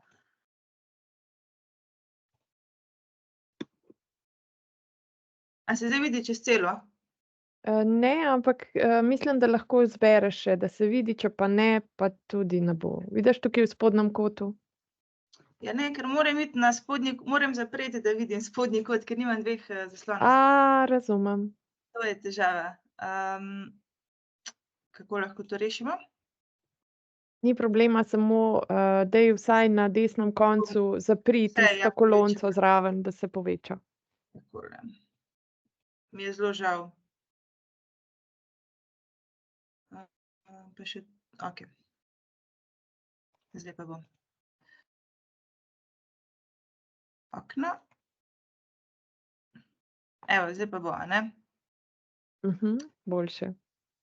Ja, torej, danes bom predstavila trenutno aktualno kampanjo Polni zagona kolesarimo v službo. Smo ravno v tem tednu začeli kot eno izmed oziroma enega od ukrepov za spreminjanje potovalnih navad Slovencev. Pa čisto toliko, da gremo... tako, ja. Torej, da začnem na začetku, sem Nela Halilović, prihajam iz IPOP-a, Inštituta za politike prostora. Nekako z našimi aktivnostmi podpiramo skupnosti pri trajnostnem urejanju prostora, to pa udejanjamo skozi različne aktivnosti, kampanje, politike, procese, pripravljamo različne študije. Ukvarjamo se predvsem s trajnostno mobilnostjo, krepitvijo skupnosti, podporo upravljanju občinam, mestom in pa vedno bolj tudi z ukrepi odpornih mest. Bi sem eno izhodišče dala, preden gremo na kampanjo, o prometu v Sloveniji, o potovalnih navadah Slovencev in o tem, kako potem spreminjati, kaj teorija pravi, kako spreminjati te potovalne navade. Jaz sem geografinja, tako da mi ta prostorski vidik veliko pomeni. Torej, vsi se zavedamo, da je promet v Sloveniji nekako problem, ključno prispeva k podnebnim spremembam, povzroča visoke družbene stroške. Problem je tudi, oziroma zaradi tega, ker se veliko vozimo z avtomobilom tudi takrat, ko to ni potrebno, to vpliva seveda tudi na naše zdravje, na varnost. Velikokrat pri varnosti pozabimo tudi na visoke stroške prometnih nesreč, torej to so te družbeni stroški. Seveda pomembno je tudi omeniti dejstvo, da veliko naravnih gospodinjstev zapravimo za našo mobilnost. Najhuje pa je v bistvu to, da se zadeva ne izboljšuje v zadnjih letih, oziroma motorizacija se dejansko še vedno povečuje. Zdaj pa ta prostorski vidik, ki je v bistvu še najbolj boleč, je pa v bistvu avtomobili zelo veliko prostora zasedajo, predvsem javnega prostora seveda. Torej več kot polovico pozidanih površin v Sloveniji namenjamo prometu in v lasti imamo ogromno avtomobilov, zavzemajo površino v bistvu 6 bohinjskih jezer. Zakaj je temu tako, da ne bomo zdaj govorili samo, mislim, da je vse slabo, v bistvu ni nič neobičajnega. V bistvu vedno, ko to razlagam, se rada obrnem na citat ameriškega geografa Freda Kenta, ki je nekoč rekel, da mesta načrtovana za avtomobile in promet privabljajo avtomobile in promet, mesta načrtovana po meri ljudi privabljajo ljudi. Torej, desetletja našega prostorskega razvoja so nekako vodila v to, da smo ves čas postavljali avtomobil na prvo mesto, zato smo se nekako navadili uporabljati avtomobil. Torej, potovalne navade so enake kot katerakoli druga, dajmo reči, slaba navada ali pač kakršnakoli navada. Torej, vsaka navada ima nek sprožilec, potem vzpostavimo to rutino, ko več sploh ne razmišljamo in tista nagrada na koncu, v tem primeru, da pravočasno pridemo na cilj. In potovalne navade v bistvu pomenijo, da za določene poti uporabljamo vedno ista prevozna sredstva. Tudi če sami pri sebi razmislimo, izmišljujem si, za rekreacijo uporabimo vedno nekaj, za pot v službo nekaj, za ne vem, nekaj drugega, drugi način prevoza. In v bistvu tiste poti, ki jih najbolj pogosto opravljamo, kot recimo pot v službo, so v bistvu tiste poti, kjer imamo najbolj trdovratne te potovalne navade in je tudi najtežje nekako spremeniti. Želim res zelo poudariti še to, da avtomobile res uporabljamo neracionalno, tudi na tistih poteh, ki bi jih lahko enostavno prehodili, prekolesarili oziroma upravili kako drugače. Vedno radi ponavljamo to, da več kot polovico oziroma polovico poti, ki jih upravimo z avtomobilom, je krajših od 2 kilometrov. In raziskave kažejo, da, kot sem že rekla, te najpogostejše poti so te, oziroma najpogostejše poti pod 2 kilometra so v šolo, na fakulteto, prostočasne aktivnosti, manjše opravke in še najhuje športne aktivnosti. Torej, peljemo se z avtomobilom 2 kilometra do telovadnice, kjer potem v bistvu sedimo na stacionarnem kolesu. Zdaj, delo je malo specifika, mislim, poti na delo so mogoče malo specifike, ker nekako podatki kažejo, da je tretjina teh poti na razdalji do 5 kilometrov, polovica do 10 kilometrov, zelo veliko poti je pa v bistvu potem na 10 kilometrov. večkrat rečemo, da se polovica države pelje na drug konec Slovenije. Tako da v bistvu s to kampanjo, ki jo želim predstaviti, ne naslavljamo teh, ki nimajo možnosti prevoza v službo s kolesom. To je treba povedati, ker vedno, konstantno se nam isto ponavlja, da ali na kakih predstavitvah, ali ko delamo projekte na občinah, mislim, v občinah, v prostoru, vedno ljudje rečejo, ja, se jaz bi, ampak ne morem, ker to pa to, ne. Ni problema, nikogar ne želimo prepričevati, da naj kolesari 50 km v eno smer, temveč da tisti, ki lahko, malo zracionalizirajo te svoje poti z avtomobilom. Torej, ni nujno samo v službo. Zdaj pa, kako ustvarjamo novo potovalno navado? Prvi 3 razlogi na slajdih, to je iz naše že 2-krat ponovljene raziskave, zakaj ljudje potujejo, kot potujejo v Sloveniji. Ravnokar izvajamo 3. ponovitev in top 3 razlogi, zakaj ljudje uporabljajo avtomobil na kratke razdalje so ta prepričanost, da je avtomobil najhitrejša, najbolj enostavna in oziroma najbolj enostaven in udoben način prevoza. Ogromno je teh razlogov, mislim, velikokrat rečemo, da nimamo ustrezne infrastrukture in da ni nekih alternativ v smislu javnega potniškega prometa. Ampak na drugi strani smo pa v bistvu v Sloveniji v zadnjem desetletju, 15 letih ogromno naredili v bistvu na področju trajnostne mobilnosti, ogromno enih investicij tudi v infrastrukturo, v JPP investicije se ravnokar dogajajo in se bojo še naprej dogajale. Občine ravnokar izvajajo oziroma delajo že drugo generacijo celostnih prometnih strategij. Tudi družbeni konsenz se nekako spreminja. Imamo pa problem, da se v bistvu delež uporabe avtomobilov povečuje, ta modal split, in zdaj, kaj je težava? Torej, vsa ta trajnostna mobilnost, ki jo imamo, je na nek način, to so korenčki, premalo se pa poslužujemo palic, torej, da dejansko začnemo tudi omejevati avtomobile z različnimi ukrepi. Recimo na IPOP-u veliko delamo z občinami, delamo parkirne politike, te začasne prometne ureditve, omejevanja motornega prometa v mestih in tako naprej. To so pač te neke palice. In tudi teorija nekako pravi, da mehki ukrepi, torej ta trajnostna mobilnost je učinkovita le ob spremljavi infrastrukturnih, torej potrebno je omejevati avtomobile. Velikokrat radi pokažemo primer Ljubljane. Vsi se spomnimo, kako je bilo, ko so bili avtomobili na Prešernovem trgu oziroma na Tromostovju. Zdaj, to še neko omejevanje avtomobilov, kot so cestnine, vstopnine v mestna središča in tako naprej. In šele takrat, ko je nekako omejena naša dnevna pot, mislim, ni tako enostavna, v bistvu ponovno premislimo, ali bi sploh šli na pot z avtomobilom. Treba je pa pač razumeti, to lahko jaz iz osebnih izkušenj povem, ker veliko delamo na terenu, da je v bistvu spreminjanje potovalnih navad zelo težko, kot seveda katerekoli druge navade. Velikokrat na javnih razpravah se ljudje razburjajo, ne razumejo, zakaj bi zdaj občina v bistvu nekako uvajala neke ukrepe. Na desni strani je en primer iz Kopenhagna, s katerim se jaz velikokrat potolažim, si rečem, ok, tudi v bistvu v Kopenhagnu imajo podobne težave kot pri nas. Ljudje reagiramo vedno emocionalno, ko nam nekdo želi povedati, da je potrebno neko navado spremeniti. In zdaj, kot primer iz prakse, tak malo bolj lušten primer, ne infrastrukturni, je ravnokar že tretjič zagnana kampanja Polni zagon, kolesarimo v službo.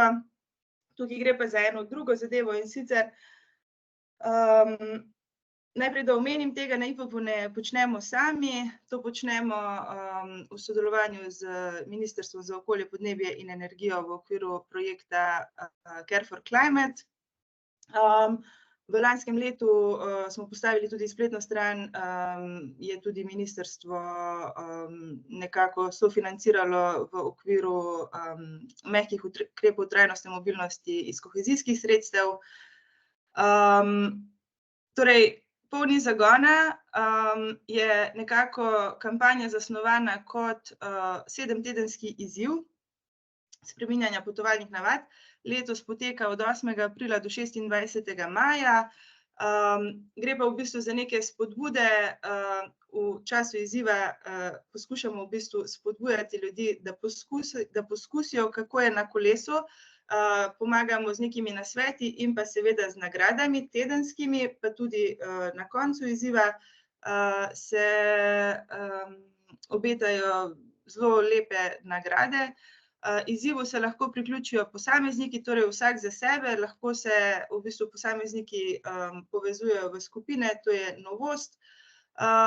In pa seveda veliko delamo tudi z delodajalci, da se nekako zaženejo v izzivu, da spodbujajo svoje zaposlene. In zakaj je bil tisti dolg uvod prej, a ne? Pač ta izziv je nekako zasnovan tako, da kot na primer z novim letom se velikokrat imamo neke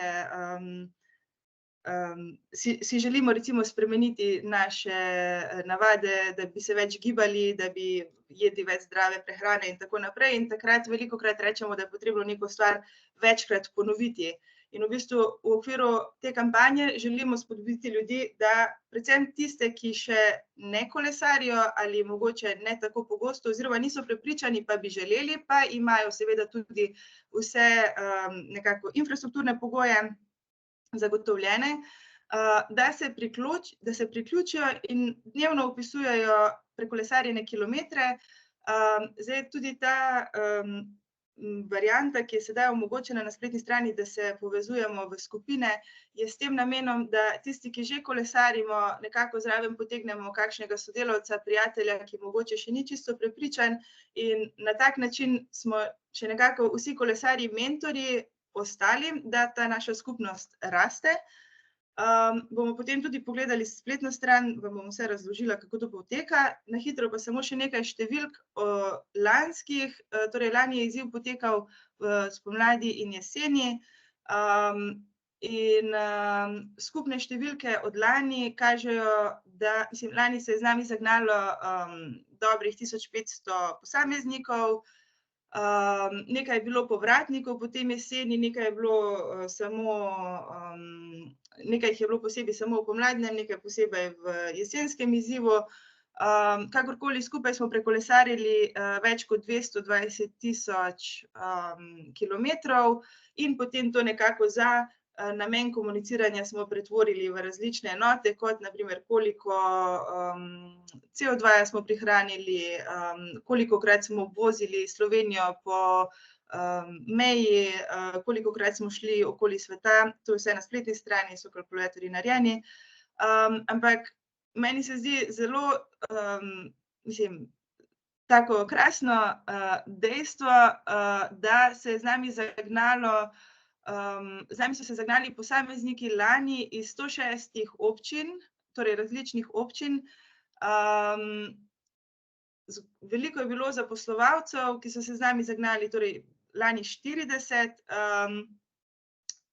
Ampak nek izziv, ki je pa ostajal od lani, pa je ta, da smo imeli v bistvu zelo malo takih, ki prej niso kolesarili. Namreč, ko se ti prijaviš na spletni strani, na platformo, izpolniš eno tako kratko anketo o potovalnih navadah, zato da vidimo nekako, s kom imamo opravka.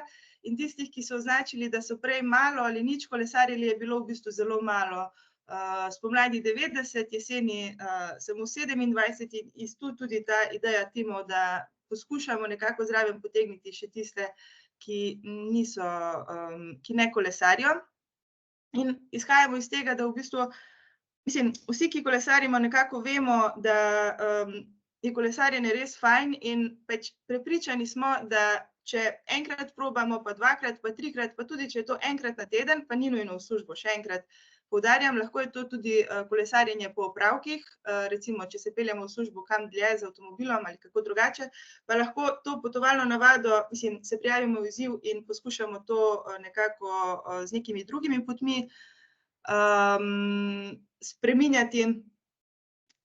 Želim pa še se pohvaliti oziroma pohvaliti naš celoten tim, da letos smo nekako že presegli, pa še enkrat, začeli smo v ponedeljek, torej tretji dan izziva je in smo po številkah nekako že presegli in spomladanski in jesenski izziv lani. Tako da to me res zelo veseli. Zdaj bom pa jaz tole prezentacijo ugasnila. In bomo šli kar direkt na spletno stran, da še vidimo, kako to deluje.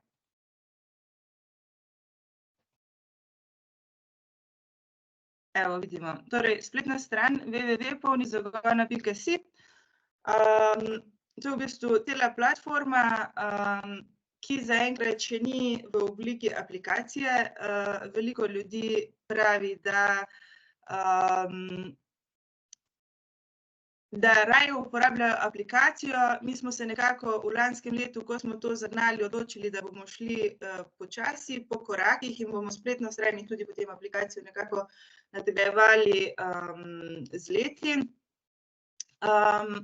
Ampak spletna stran je narejena tako, da je tudi prijazna mobilnikom in si lahko v bistvu na svoj desktop, torej na mizje, na mobilniku date ikonco in v bistvu vsakič kliknete direktno, da ne rabite iti v brskalnik. Torej, nekako spletna stran deluje kot aplikacija že. Torej, to je ta spletna stran.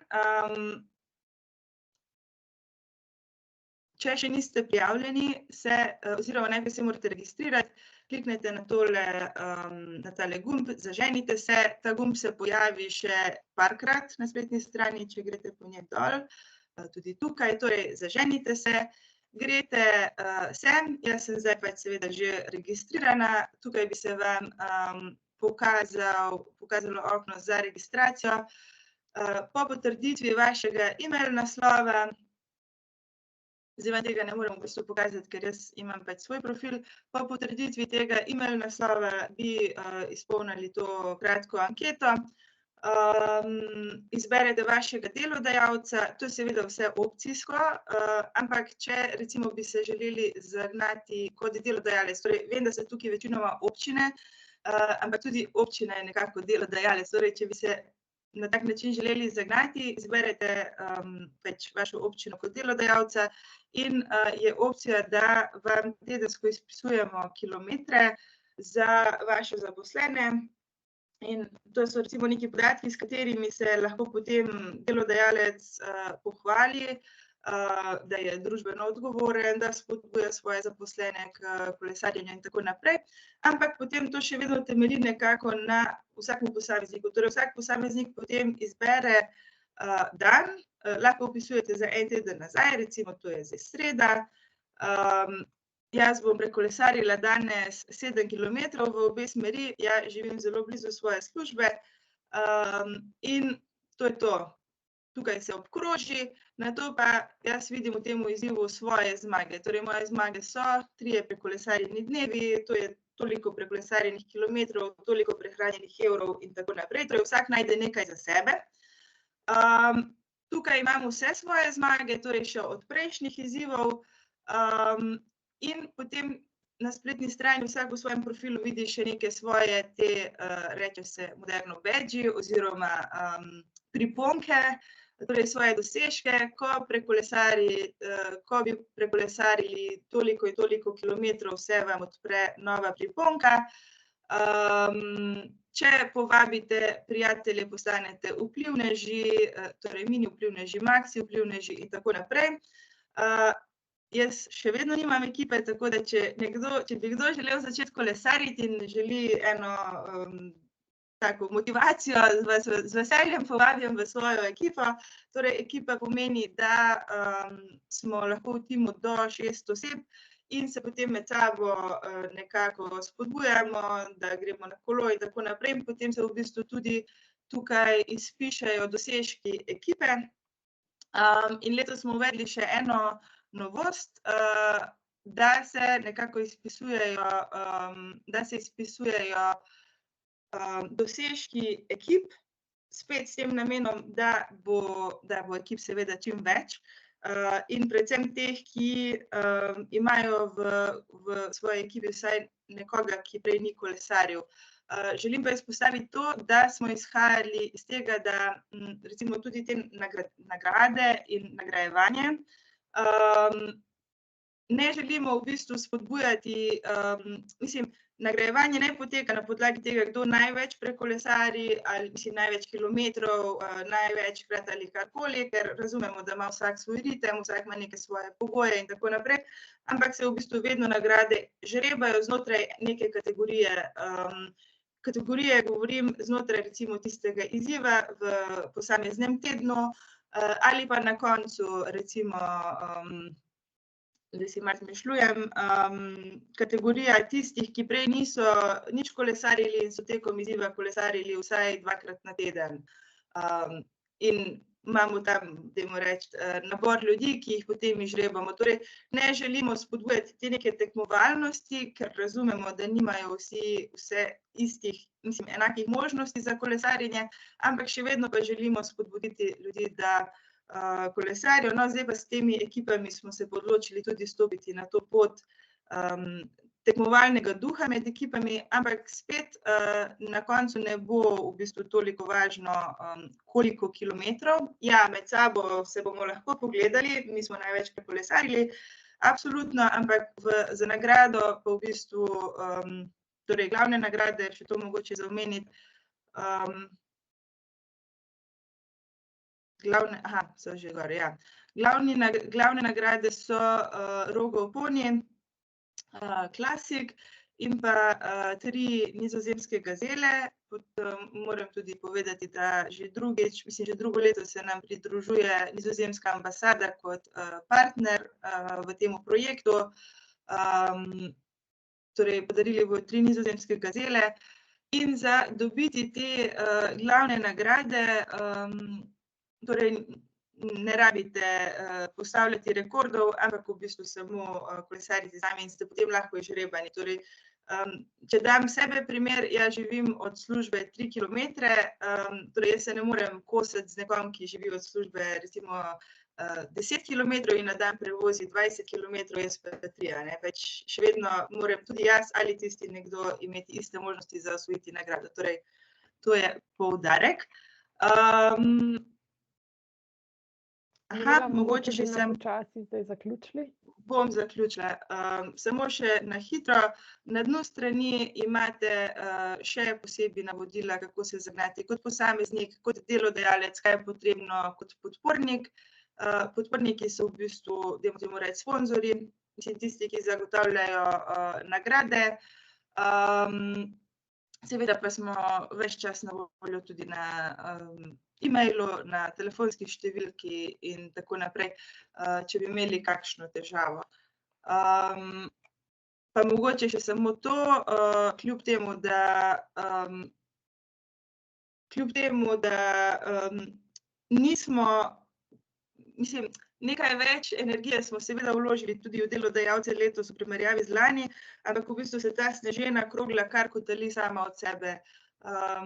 Pridružilo se nam je res že ogromno delodajalcev, niti niso še vsi objavljeni na spletni strani, ker v bistvu čakamo, da mine prvi teden izziva, da vidimo, koliko kolesarjev imajo, ker nekako imamo pravilo, da mora biti iz posameznega podjetja oziroma organizacije vsaj 5 kolesarjev, ki kolesarijo, da jih potem tja objavimo, ampak se mi zdi, da nekako smo zajahali ta val tega družbenega konsenza, da je nekaj treba spremeniti z našimi potovalnimi navadami na kratke razdalje. Tako da, evo, upam, da nisem bila predolga, bom ustavila. Hvala lepa, Nela. Hvala.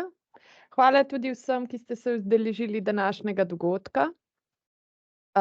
Jaz bi nekako zaključila s tem, da bomo v tem mesecu, v naslednjem tednu, najverjetneje ali v naslednjih 2 tednih, objavili tudi javni razpis za sofinanciranje priprave in izvedbe aktivnosti Evropskega tedna mobilnosti.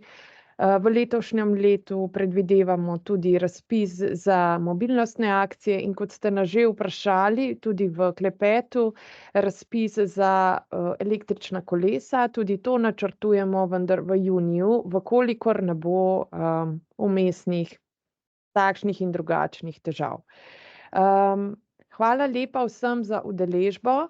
Še eno zadevo bi rada poudarila. V letošnjem letu smo pri pripravi kataloga aktivnosti, pri dopolnitvi kataloga aktivnosti za izvajanje Evropskega tedna mobilnosti sodelovali tudi z Ministrstvom za zdravje in preko njih, preko inštitucij, pridobili nove vsebine in nadgradili katalog z vsebinami tudi na področju zdravstva. Tako da vas vabimo, da v letošnjem letu si ponovno pogledate katalog, je dopolnjen, ima nove predloge aktivnosti in tako dalje. Vse, ki vas karkoli zanima za temo, ki smo jo danes obravnavali, se lahko obrnete name in bomo vprašanja predavateljem posredovali in boste dobili potencialno na vaša vprašanja, predloge, komentarje še odgovore. Najlepša hvala vsem za sodelovanje, najlepša hvala vsem predavateljem za vaše prispevke. Zaključila bi pa s tem, da noben avto nima tako lepih nog, kot jih imamo mi. Tako da lepo pomlad, aktivno pomlad vsem želim, torej kot je rekel doktor Hadžič, vsaj 4 do 5krat na teden 60 minut vadbe. Jaz upam, da na račun tudi aktivnega prihoda na delovno mesto. Želim vam lep dan še naprej in nasvidenje. Nasvidenje. Nasvidenje. Nasvidenje. Nasvidenje. Andreja, adijo. Adijo. Pija, se vidimo in slišimo kaj. Ja. V Kopru. Prideš kaj? Pridem, kmalu. Slišim. Čau. Hvala za Adijo. vse. Čau. Hvala tebi za udeležbo.